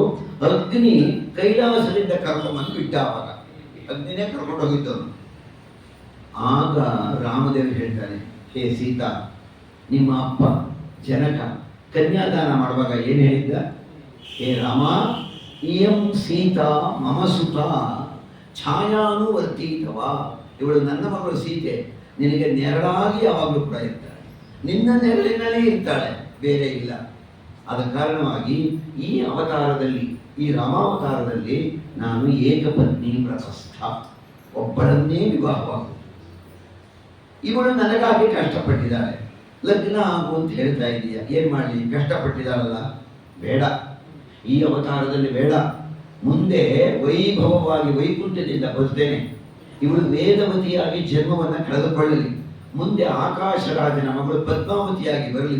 ನಾನು ಶ್ರೀನಿವಾಸನಾಗಿ ಬಂದು ವಿಜೃಂಭಣೆಯಿಂದ ವಿವಾಹವಾಗುತ್ತೇನೆ, ಲೋಕದಲ್ಲಿ ಗೊತ್ತಾಗದು. ಶ್ರೀನಿವಾಸ ಕಲ್ಯಾಣ, ಪದ್ಮಾವತಿ ಪರಿಣಯ, ಹೋಗು ಅಂತ ಕಳಿಸ್ಕೊಟ್ಬಿಟ್ಟು ಅಭಯ ಕೊಡ್ತಾರೆ. ಆಗ ಸೀತಾದೇವರು ಕುಳಿತುಕೊಂಡು ರಾಮದೇವರ ಪಕ್ಕದಲ್ಲಿ, ಬೇಗ ಹೋಗ್ಬೇಕಲ್ಲ, ಮಾತು ಕೊಟ್ಟಿದ್ದಾನಲ್ಲ, ಯಾರಿಗೆ? ಭರತನಿಗೆ ಮಾತು ಕೊಟ್ಟಿದ್ನಲ್ಲ. 14 ವರ್ಷ ಮುಗಿದ ತಕ್ಷಣವೇ ನಾನು ಬರ್ತೀನಿ. ಅವನು ಹೇಳಿದ್ದ ಅದಕ್ಕೆ, ಮುಗಿದ ತಕ್ಷಣವೇ ನೀನು ಬರದೇ ಹೋದರೆ ನಾನು ಬದುಕಿರೋದಿಲ್ಲ, ನನ್ನ ಪ್ರಾಣವೇ ಇರಲ್ಲ ಅಂತ ಹೇಳಿದ್ದ ಭರತ. ಆ ಮಾತು ನೆನಪಿದೆ ಭಗವಂತನಿಗೆ. ಬೇಗ ಕಳಿಸಿಕೊಡ್ಬೇಕಲ್ಲ ಸುದ್ದಿ. ಇನ್ಯಾರು? ಹನುಮಂತನೇ. ಹನುಮಂತ ಬಾ. ಏನು? ಬೇಗ ಅಯೋಧ್ಯೆಗೆ ಹೋಗು, ಭರತ ಇದ್ದ ನನ್ನ ತಮ್ಮ, ನನ್ನ ಸುದ್ದಿಯನ್ನು ಹೇಳು. ಅಯೋಧ್ಯೆಗೆ ಬೇಗ ಹೋಗು. ಏನು ಅಯೋಧ್ಯೆಗೆ ಬೇಗ ಹೋಗೋದು? ಲಂಕೆ. ಎಲ್ಲಿ ಲಂಕೆ, ಎಲ್ಲಿ ಅಯೋಧ್ಯೆ? ಏನು ಪಕ್ಕದ ಮನೆನೇ ಹೋಗಕ್ಕೆ? ಅಯೋಧ್ಯೆಗೆ ಹೋಗ್ಬೇಕಲ್ರಿ. ಎಷ್ಟು ದೂರ, ಎಲ್ಲಿಂದೆಲ್ಲಿಗೆ ಬಂದರು? ಹನುಮಂತ ದೇವರು ಹಾರ್ತಾ ಬಂದರು, ಅಯೋಧ್ಯೆಯ ಬಾಗಿಲಿನಲ್ಲಿ ಇಳಿದರು. ಜನ ಎಲ್ಲ ನೋಡಿದ್ರು, ಎಷ್ಟು ದೊಡ್ಡದಾದ ಕಪಿ, ಏನು ತೇಜಸ್ಸು. ಬೇಗ ಹೋಗಿ ಭರತನ ಹೇಳೋಣ ಬನ್ನಿ ಅಂದರು. ಭರತನಿಗೆ ಹೇಳಿದ್ರು. ಭರತ ಹೋದ. ಸ್ವಾಮಿ, ತಾವು ಯಾರು? ಈ ನಮ್ಮನ್ನ ಪಟ್ಟಣಕ್ಕೆ ಯಾವ ಉದ್ದೇಶಕ್ಕಾಗಿ ಬಂದ್ರಿ? ಆಗ ಹನುಮಂತ ದೇವರು ಹೇಳ್ತಾರೆ, ನಾನು ನಿಮ್ಮ ಅಣ್ಣ ರಾಮನ ದೂತ. ನಿಮ್ಮ ಅಣ್ಣ ಬೇಗ ಬರ್ತಾ ಇದ್ದಾರೆ ಅಂತ ಹೇಳಿ. ಅಷ್ಟೇ ವಾಕ್ಯ. ವಾಕ್ಯ ಏನು? ನಿಮ್ಮ ಅಣ್ಣ ಬೇಗ ಬರ್ತಾ ಇದ್ದಾರೆ. ಅದು ಒಳಗಿರೋ ತತ್ವ. ಯಾವ ಜೀವ ಸಂಕಟ ಪಡ್ತಾ ಇರ್ತಾನೆ, ಯಾವ ಜೀವ ಭಗವಂತನನ್ನ ಹುಡುಕ್ತಾ ಇರ್ತಾನೆ, ಆ ಜೀವಕ್ಕೆ ಸಮಾಧಾನ ಹೇಳೋರು ಯಾರಪ್ಪ ಅಂದ್ರೆ ಹನುಮಂತ ದೇವರೇ. ಆ ಜೀವ ಅಂಥವುದು. ಜೀವ ಸಂಕಟ ಪಡ್ತಿದ್ದಾಗ ಸಮಾಧಾನ ಮಾಡ್ತಾರೆ ಅವರು. ಭವ ಭಯ ದಹನಂ ಸಜ್ಜನಾನ್ಮೋದಯಂತಂ. ಯಾವಾಗ ಹೇಳಿದಾಗ ಭರತನಿಗೆ ತುಂಬಾ ಸಂತೋಷವಾಗಿ, ಎಂತ ಸಿಹಿ ಸುದ್ದಿ, ಅಣ್ಣ ಬರ್ತಾ ಇದ್ದಾರೆ. ಅಷ್ಟು ಹೊತ್ತಿಗೆ ರಾಮದೇವರು ಪುಷ್ಪಕ ವಿಮಾನದಲ್ಲಿ ಹೊರಟ ಎಲ್ಲರನ್ನೂ ಕೂಡಿಸಿಕೊಂಡಿದ್ದಾನೆ. ಬರ್ತಾ ಇದೆ ಪುಷ್ಪಕ ವಿಮಾನ. ಭರದ್ವಾಜ ಋಷಿಗಳು, ರಾಮ ಹೋಗಬೇಡ, ಇಲ್ಲಿ ಕೆಳಕ್ಕೆ ಇಳಿಸಿದ್ರು. ಔತಣವನ್ನು ಕೊಟ್ಟರು. ಅರಣ್ಯವಾಸದಲ್ಲಿ ಸ್ವಾಮಿ ಅದೆಷ್ಟು ಜನ ಋಷಿಗಳ ಮನೆಗೆ ಹೋಗಿದ್ದಾನೆ, ಅದೆಷ್ಟು ಜನ ರಾಕ್ಷಸರನ್ನ ಕೊಂದಿದ್ದಾನೆ, ಎಷ್ಟು ಲೋಕೋಪಕಾರ ಮಾಡಿದ್ದಾನೆ. ಪರಿತ್ರಾಣಾಯ ಸಾಧೂನಾಂ ವಿನಾಶಾಯ ಚ ದುಷ್ಕೃತ ಧರ್ಮ ಸಂಸ್ಥಾಪನಾರ್ಥಾಯ ಸಂಭವಾಮಿ ಯುಗೆ ಯುಗೆ. ಬಂದ. ಭರದ್ವಾಜರಿಂದ ಬೀಳ್ಕೊಂಡು ಅಯೋಧ್ಯೆಯ ಕಡೆಗೆ ಬಂದಿಳಿದ. ಹೇಳಿದ್ರು ಮಂತ್ರಿಯವರೆಲ್ಲ ಹೋಗಿ, ರಾಮದೇವರು ಬಂದಿದ್ದಾರೆ ಅಂತ ಹೇಳಿದಾಗ ಭರತ ಹನುಮಂತನನ್ನ ಮುಂದು ಮಾಡಿಕೊಂಡು ಬಂದ ನೋಡಕ್ಕೆ, ಅವರ ಅಣ್ಣನ ನೋಡಕ್ಕೆ ಹನುಮಂತನನ್ನ ಮುಂದು ಮಾಡಿಕೊಂಡು ಬಂದ. ಅಂದ್ರೆ ಮುಂದೆ ಹನುಮಂತ ನಡೀಲಿ, ನೀವು ನಿಮ್ಮ ಹಿಂದೆ ನಾನು ಬರ್ತೀನಿ. ಅರ್ಥ ಏನು? ಹನುಮಂತನನ್ನ ಮುಂದು ಮಾಡಿಕೊಂಡು ಹೊರಟರೆ ಭಗವಂತನ ದರ್ಶನವಾಗುತ್ತದೆ. ಅದೇ ತತ್ವ. ಹನುಮಂತನನ್ನ ಮುಂದು ಮಾಡಿಕೊಂಡು ಎಲ್ಲದಕ್ಕೂ ಕೂಡ ಅದೆಷ್ಟು ಪ್ರೀತಿಯ ಮನೆಗಿರ್ತಕ್ಕಂಥದ್ದು. ಇನ್ನು ಯಾವ ಮೂಲಕವೂ ಕೂಡ ಅವನು ಒಪ್ಪುವುದಿಲ್ಲ. ಯಾವ ಗರುಡದೇವರು, ಶೇಷದೇವರು, ರುದ್ರದೇವರು, ಇಂದ್ರದೇವರು ಯಾವುದು ಬೇಡ, ಹನುಮಂತ ಅಂತ ಬಿಟ್ಟರು. ಭಗವಂತನ ಮತ್ತು ಹನುಮಂತ ಅದು ವಾಯುದೇವರ ವಿಶ್ವಾಸ ಇದೆಯಲ್ಲ, ಬೆಲೆ ಕಟ್ಟಲಾಗದ ವಿಶ್ವಾಸ. ಪಾಪಾವಿದ್ದ ದೈತ್ಯ ಪೂಗಾವಿದ್ದ ಶ್ರೀ ವಿಷ್ಣು ಭಕ್ತ್ಯಾರ್ಜನಂತ ಪರಿಪೂರ್ಣತಮ ರಮಾ ವ್ಯತಿರಿಕ್ತ. ಒಂದೊಂದು ಪದವು ಎಷ್ಟು ಅರ್ಥ ಇದೆ. ರಾಘವೇಂದ್ರಗಳ ದಸಿಗೆ ಹಾಕಿರೋದು ಕೇವಲ ಅದು 29 ಪಂಕ್ತಿಗಳ ಒಂದು ಪುಟ್ಟ ಪುಸ್ತಕ, ಚಿಕ್ಕ ಪುಸ್ತಕ. ರಾಘವೇಂದ್ರ ಗುರುಗಳು ಹೆಸರಿಟ್ಟಿರೋದು ಪ್ರಾತಃ ಸಂಕಲ್ಪ ಗದ್ಯ. ಯಾಕಂದ್ರೆ ಹೆಸರಿಟ್ಟು ಎಷ್ಟು ಅರ್ಥಪೂರ್ಣವಾಗಿದೆ ನೋಡಿ. ಯಾವುದೇ ಒಂದು ಕಾರ್ಯ ಮಾಡಬೇಕಾದ್ರೆ ಮೊದಲು ಪ್ರೇರಣೆಯಾಗಿ ಕಾರ್ಯ ಮಾಡಬೇಕು. ನಾವು ಇದು ದಾನ ಕೊಡಬೇಕು, ಪೂಜೆ ಮಾಡಬೇಕು, ಹೋಮ ಮಾಡಬೇಕು, ಪ್ರೇರಣೆ ಆದಮೇಲೆ ಸಂಕಲ್ಪ ಆದಮೇಲೆ ಕ್ರಿಯೆ ನಡೀತು, ಕ್ರಿಯೆ ಆದಮೇಲೆ ಸಮರ್ಪಣೆ. ಇದೆಲ್ಲ ನಡೀತಾ ಇರುತ್ತೆ. ಇದನ್ನು ಮಾಡಿಸೋರು ಯಾರು? ವಾಯುದೇವರೇ ಮಾಡಿಸೋರು. ಮೊದಲ 16 ಪಂಕ್ತಿಗಳು ವಾಯುದೇವರ ಮಹಿಮೆ. ಯಾವುದರಲ್ಲಿ? ಪವಮಾನ ಸೂಕ್ತ, ವಾಯುಸ್ತುತಿ, ಬಳಿತ ಸೂಕ್ತ. ಉಪನಿಷತ್ತುಗಳಲ್ಲಿ ಪ್ರಾಣದೇವರ ಪ್ರಶಂಸೆ ಎಲ್ಲೆಲ್ಲಿದೆ ಅದನ್ನೆಲ್ಲ ತಗೊಂಡಿದ್ದಾರೆ ರಾಯ. ಮೊದಲ 16 ಸಾಲುಗಳು ಬರೀ ವಾಯುದೇವರೇ. ಮುಂದಿನ 13 ಸಾಲುಗಳು ದೊಡ್ಡವೇ ಸಾಲುಗಳವು. ಮುಂದಿನ 13 ಸಾಲುಗಳಲ್ಲಿ ಭಗವಂತನ ವಿಚಾರ. ಭಗವಂತನನ್ನ ನೇರವಾಗಿ ಹೇಳಿದ ರಾಘವೇಂದ್ರ ಗುರುಗಳು ಪ್ರಾಣದೇವರ ಮೂಲಕವಾಗಿ ಭಗವಂತನನ್ನ ಭಜಿಸಿದ್ದಾರೆ. ಅದು ಪ್ರಾತಃ ಸಂಕಲ್ಪ ಗದ್ಯ. ಎಷ್ಟು ಚೆನ್ನಾಗಿ ಅರ್ಥಪೂರ್ಣವಾಗಿದೆ. ನೋಡಿದರೆ ಗ್ರಂಥ ಚಿಕ್ಕದು, ಅದರ ಅರ್ಥ ಬಿಚ್ಚಿತ ಇದ್ರೆ ವಿಸ್ತಾರವಾದದ್ದು. ಪ್ರಾಣದೇವರ ಮಹಿಮೆ ಹಾಗೆ ಪ್ರಾಣದೇವರನ್ನ ಮುಂದಿಟ್ಟು ಹೊರಡಬೇಕು. ಹಾಗೆ ದೇವರ ಪೂಜೆ ಮಾಡಕ್ಕೆ ಕೂತ್ಕೋತೀವಿ, ಸಾಲಿಗ್ರಾಮ ಪೂಜೆ ಮಾಡಬೇಕು. ನಾವು ಮೊಟ್ಟ ಮೊದಲೇ ಸಾಲಿಗ್ರಾಮ ಮುಟ್ಬಿಡಲ್ಲ. ಮುಟ್ಟೋದು ಯಾವುದನ್ನ? ಮೊಟ್ಟ ಮೊದಲು ಗಂಟೆ ಮೇಲೆ ಆಂಜನೇಯ ಆಗುವಂತ ದೇವನ ಮೊದಲು ಗಂಟೆಯನ್ನು ಮುಟ್ಟಿದ್ವಿ ಅಂತಾನೆ ಸಾಲಿಗ್ರಾಮ ಮುಟ್ಟಬೇಕಾದ್ರೆ ಪ್ರಾಣದೇವರನ್ನ ಮುಟ್ಟಿ ಪ್ರಾಣದೇವರನ್ನು ಆರಾಧಿಸಿ. ಅದಕ್ಕೆ ಭಗವಂತ ಹೇಳ್ತಾನೆ, ಹೇ ವಾಯುದೇವ, ಬ್ರಹ್ಮನಲ್ಲಿ ನಿಂತು ಸೃಷ್ಟಿ ಮಾಡಿದೆ, ರುದ್ರನಲ್ಲಿ ನಿಂತು ಸಂಕರ್ಷಣ ಆಗಿ ಲಯ ಮಾಡಿದೆ. ನಾನೇ ಸ್ಥಿತಿಯನ್ನು ಕೊಡ್ತಾ ಇದ್ದೀನಿ ಲೋಕದ ಜನರಿಗೆ. ನಿನಗೇನು ಕೊಡಲೋ? ಜನರನ್ನ ಪಾಲನೆ ಪೋಷಣೆ ಮಾಡು ಅಂತೇಳಿ. ಪಾಲನೆ ಪೋಷಣೆ ಅವನು ಇದ್ದರೆ ತಾನೇ ನಾವು ಬದುಕಿರೋದು. ಆವನು ದೇಹದಲ್ಲಿ ಇದ್ದರೆ ನಾವು ಬದುಕಿರ್ತೀವಿ. ಪ್ರಾಣದೇವರು ಹೋದ್ಮೇಲೆ ಇನ್ನೇನಿದೆ? ಆ ಒಂದು ಬಲವನ್ನ ಭಗವಂತ ಕೊಟ್ಬಿಟ್ಟ ಪ್ರಾಣದೇವರಿಗೆ. ಇನ್ನೊಂದು ಕೊಟ್ಟ, ದೇವರ ಪೂಜೆ, ನನ್ನ ಪೂಜೆಯ ಜೊತೆಯಲ್ಲಿ ನಿನ್ನ ಪೂಜೆ ಆಗಲೇಬೇಕು ಅಂದ್ಬಿಟ್ಟ. ಅದು ಯಾವ ಲೋಹನಾರವಾಗಿರಲಿ, ಬೆಳ್ಳಿ ಆಗಿರಲಿ, ಚಿನ್ನ ಆಗಿರಲಿ, ಪಂಚಲೋಹ ಆಗಿರಲಿ, ಯಾವ ಲೋಹವಾದರೂ ಆಗಿರಲಿ, ಮರವಾದರೂ ಆಗಿರಲಿ, ಪ್ರಾಣದೇವರು ಇರಲೇಬೇಕು ಸಾಲಿಗ್ರಾಮ ಪೂಜೆಯಲ್ಲಿ. ಮೊಟ್ಟ ಮೊದಲು ಅವರ ಪೂಜೆ ಸ್ಪರ್ಶ, ಆಮೇಲೆ ಸಾಲಿಗ್ರಾಮಾದಿಗಳು, ದೇವರಿಗೆ ನೈವೇದ್ಯ ಮಂಗಳಾರತಿ, ಆಮೇಲೆ ವಾಯುದೇವರಿಗೆ ಇರ್ತಕ್ಕಂಥದ್ದು. ಹೀಗೆ ಪ್ರಾಣದೇವರ ಮಹಿಮೆ ತುಂಬ ಅಗಾಧವಾದದ್ದು. ಭರತ ಪ್ರಾಣದೇವರನ್ನ ಮುಂದು ಮಾಡಿಕೊಂಡು ರಾಮದೇವರನ್ನ ನೋಡಲು ಬಂದ. ಅಯೋಧ್ಯೆ ಜನರು ಕೂಡ ಬಂದರು. ಅಪ್ಪ ಸ್ವಾಮಿ, 14 ವರ್ಷ ಹೋಗಿತ್ತಲ್ಲೋ ನಿನ್ನ ನೋಡಿ ಬಂದ್ಯಾ ದೇವರೇ? ಎಲ್ಲ ನಮಸ್ಕಾರ ಮಾಡ್ತಾರೆ, ಕೈ ಮುಗಿತಿದ್ದಾರೆ, ಕಣ್ಣಲ್ಲಿ ನೀರು ತುಂಬ್ಕೋತಾ ಇದ್ದಾರೆ, ಆನಂದ ಬಾಷ್ಪ. ಕೆಲವರಿಗೆ ದುಃಖ. ಇಷ್ಟು ವರ್ಷ ಬಿಟ್ಬಿಟ್ಟಿದ್ವಲ್ಲ ನಿನ್ನ, ದೇವರನ್ನ ಬಿಡುವುದು ಹುಟ್ಟೇನ್ರಿ. 14 ವರ್ಷದ ನಂತರ ಸ್ವಾಮಿ ಪುರಪ್ರವೇಶ, ಅಯೋಧ್ಯೆ ಒಳಕ್ಕೆ ಬಂದ. ಕಳೀತು 1-2 ದಿನ. ಕಳೆದ ಕೂಡಲೇ ವಸಿಷ್ಠರು ಹೇಳಿದರು, ಪಟ್ಟಾಭಿಷೇಕ ಮಾಡೋಣ. 14 ವರ್ಷದ ಹಿಂದೆ ಮುಹೂರ್ತ ನಿಶ್ಚಯ ಆಗಿತ್ತಲ್ಲ, ಆ ಪಟ್ಟಾಭಿಷೇಕ ನಡಿಬೇಕಾಗಿದೆ ಇವಾಗ. ಸಾಮಾನ್ಯ ಪುರೋಹಿತರು ಇಡೋ ಲಗ್ನ ನಡೆಯುತ್ತೆ, ಜ್ಯೋತಿಷ್ಯರು ಒಂದೊಂದು ಸಲ ನಿಂತು ಹೋಗುತ್ತೆ. ನಮ್ಮ ಹಣೆ ಬರ.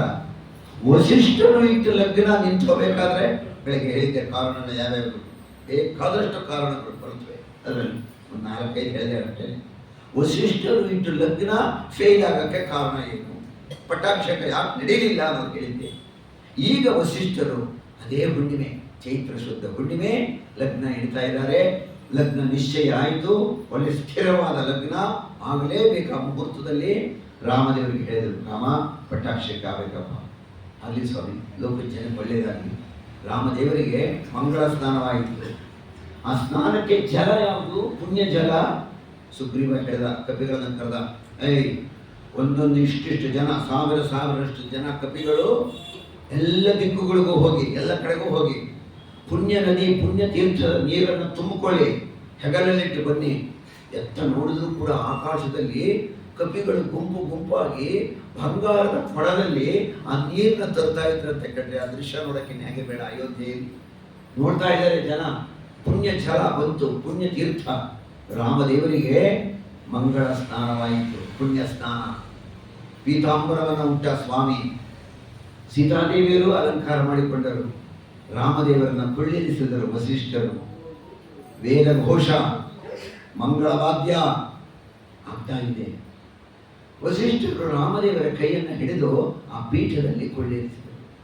ಕೂತ್ಕೋ ರಾಮ. ಸೂರ್ಯವಂಶದ ಕಿರೀಟ, ವಜ್ರಮಯವಾದ ಕಿರೀಟವನ್ನು ತೆಗೆದುಕೊಂಡರು. ಎಲ್ಲರಿಗೂ ತೋರಿಸಿದ್ರು ಕಿರೀಟವನ್ನ. ರಾಮದೇವರ ತಲೆಯಲ್ಲಿ ಆ ಕಿರೀಟವನ್ನು ಧರಿಸಿದರು. ಎಲ್ಲರೂ ಕೂಡ ಒಗೇಂತ ಪ್ರಶಂಸೆ ಮಾಡಿದರು. ರಾಮದೇವರ ಪಟ್ಟಾಭಿಷೇಕ ಅತಿ ವಿಜೃಂಭಣೆಯಿಂದ ಆಗ್ತಾ ಇದೆ. ಜಯತು ಜಯತು ಮಂತ್ರಂ ಜನ್ಮ ಸಾಫಲ್ಯ ಮಂತ್ರಂ ಭಜನಿಷ ಭವ ಮಂತ್ರಂ ರಾಮರಾಮೇತಿ ಮಂತ್ರಂ. ಆಗ ಸೀತಾದೇವಿಯರು ಬಂದು ರಾಮದೇವರ ಎಡಭಾಗದಲ್ಲಿ ಕುಳಿತರು. ಭರತ ಛತ್ರಿಯನ್ನು ಹೇಳಿದ, ಲಕ್ಷ್ಮಣ ಶತ್ರುಘ್ನರು ಚಾಮರವನ್ನು ಬೀಸಿದರು.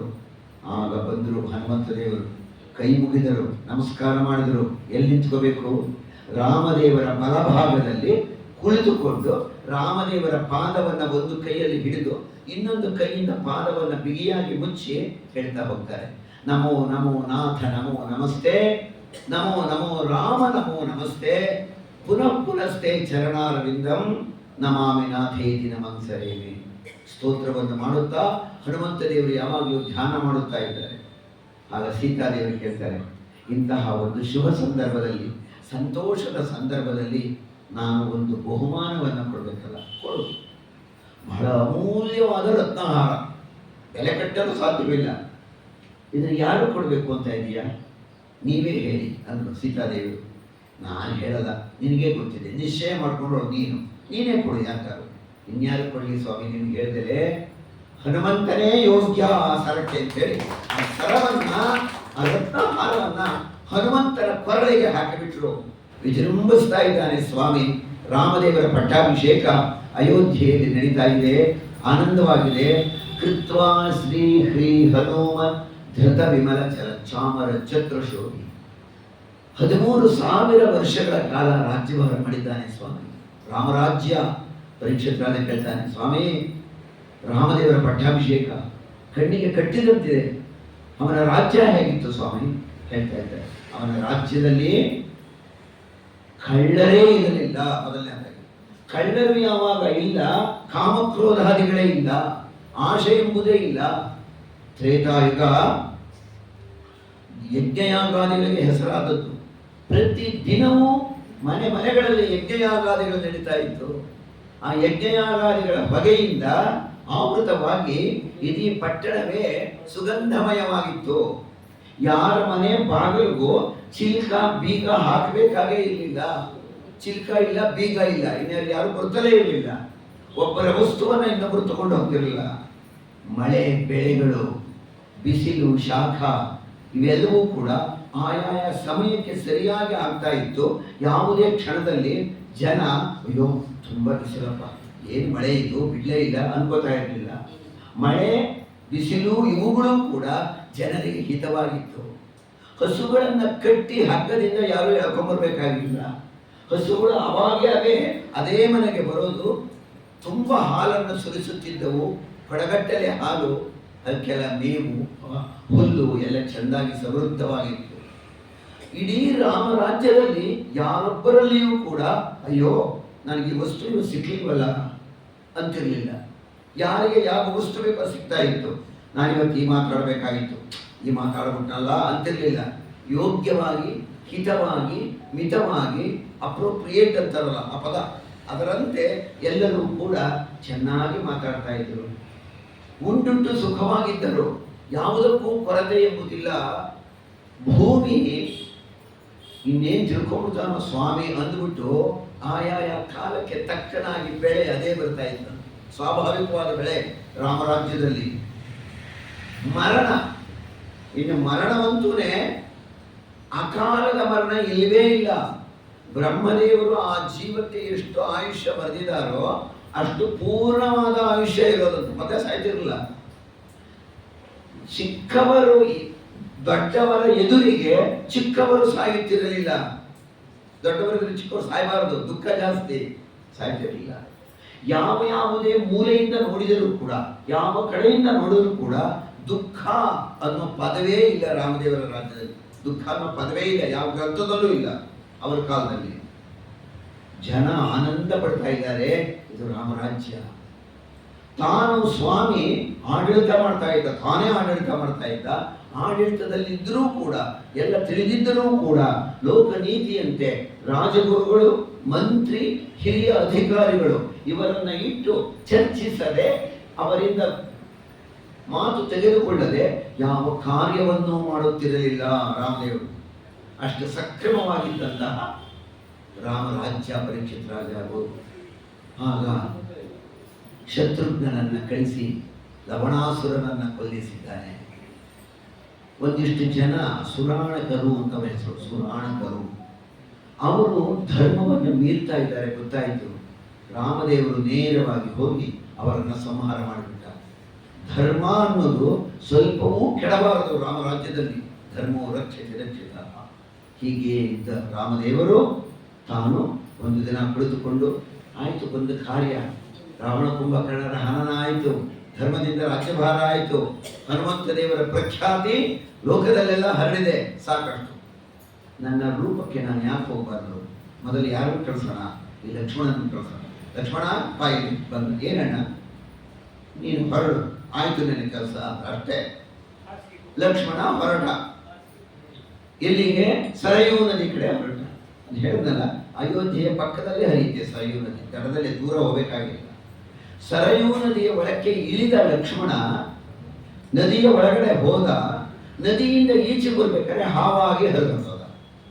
ಪ್ರವೇಶ ಮಾಡಿದ್ದು ಲಕ್ಷ್ಮಣ, ಈಚೆಗೆ ಬಂದದ್ದು ಹಾವು. ಹಾವೇ ಅವನು ಸರ್ಪ, ಶೇಷದೇವರು. ಸ್ವಲ್ಪ ದಿನ ಕಳೆಯಿತು. ನಾವೆಲ್ಲರೂ ಹೋಗೋಣ ಬನ್ನಿ, ಯಾರ್ಯಾರು ವೈಕುಂಠಕ್ಕೆ ಬರ್ತಿರೋ ಬನ್ನಿ ಅಂತ ಹೇಳಿದ್ರು. ಹೋದ ಸ್ವಾಮಿ. ಜನ ಓಡೋಡಿ ಬರ್ತಾ ಇದ್ದಾರೆ. ಅಯ್ಯೋ ನಾನು ಬರ್ತೀನಿ, ಮೋಕ್ಷಕ್ಕೆ ನಾನು, ವೈಕುಂಠಕ್ಕೆ ನಾನು. ವಿಭೀಷಣನು ಓಡಿ ಬಂದ ಲಂಕೆಯಿಂದ. ವಿಭೀಷಣ, ಲಂಕೆಯಿಂದ ಬಂದೆಯಾ? ನೀನು ಚಿರಂಜೀವಿ ಕಣೋ. ಚಿರಂಜೀವಿಗಳಿದ್ದಾರಲ್ಲ, ಅಶ್ವತ್ಥಾಮೋ ಬಲಿರ್ವ್ಯಾಸ ಹನುಮಾಂಶ್ಚ ವಿಭೀಷಣ ಕೃಪ ಪರಶುರಾಮಶ್ಚ ಸಪ್ತೈತಾಹ ಸ್ಥಿರಜೀವಿನಃ. ಇವರು ಸ್ಥಿರಜೀವಿಗಳು, ನೀನು ಬರಬಾರ್ದು. ಆ ವಿಭೀಷಣ ಕೇಳ್ತಾನೆ, ನಾನು ಇಲ್ಲೇ ಇದ್ದು ನೀನು ಮೂಲ ರೂಪಕ್ಕೆ ಹೊರಟು ಹೋದ್ರೆ ಪರಧಾಮಕ್ಕೆ, ನಿನ್ನ ದರ್ಶನ ಹೇಗಾಗಿತ್ತು ನನಗೆ? ನಿನ್ನ ನೋಡ್ಬೇಕಲ್ಲ ನಾನು ಅಂತಾರಲ್ಲ. ಎಲ್ಲಿ ನೋಡಬೇಕು ನನ್ನ ನೀನು? ವೈಕುಂಠದಲ್ಲಿ. ವೈಕುಂಠದಲ್ಲಿ ಇರುವ ಮೂಲ ರೂಪ ನಾರಾಯಣ ರೂಪ. ರಂಗನಾಥ ದೇವರು ಮಲಗಿದ್ದಾನಲ್ಲ ಸ್ವಾಮಿ, ಅನಂತ ಪದ್ಮನಾಭ. ಆ ರೂಪ ತಾನೇ ನೀನು ನೋಡೋದು ನೀನು ವೈಕುಂಠದಲ್ಲಿ. ಅದನ್ನ ನಿನಗಿಲ್ಲೇ ತೋರಿಸ್ತೀನಿ ಅಂತ ಸ್ವಾಮಿ. ಎಲ್ಲಿ ತೋರಿಸ್ತೀಯ? ಇವತ್ತು ಶ್ರೀರಂಗದಲ್ಲಿ ದೇವರು ಮಲಗಿದ್ದಾನಲ್ಲ, ಅಲ್ಲಿ ಟ್ರಿಚಿ ಹತ್ರ ರಂಗನಾಥ ದೇವರದು.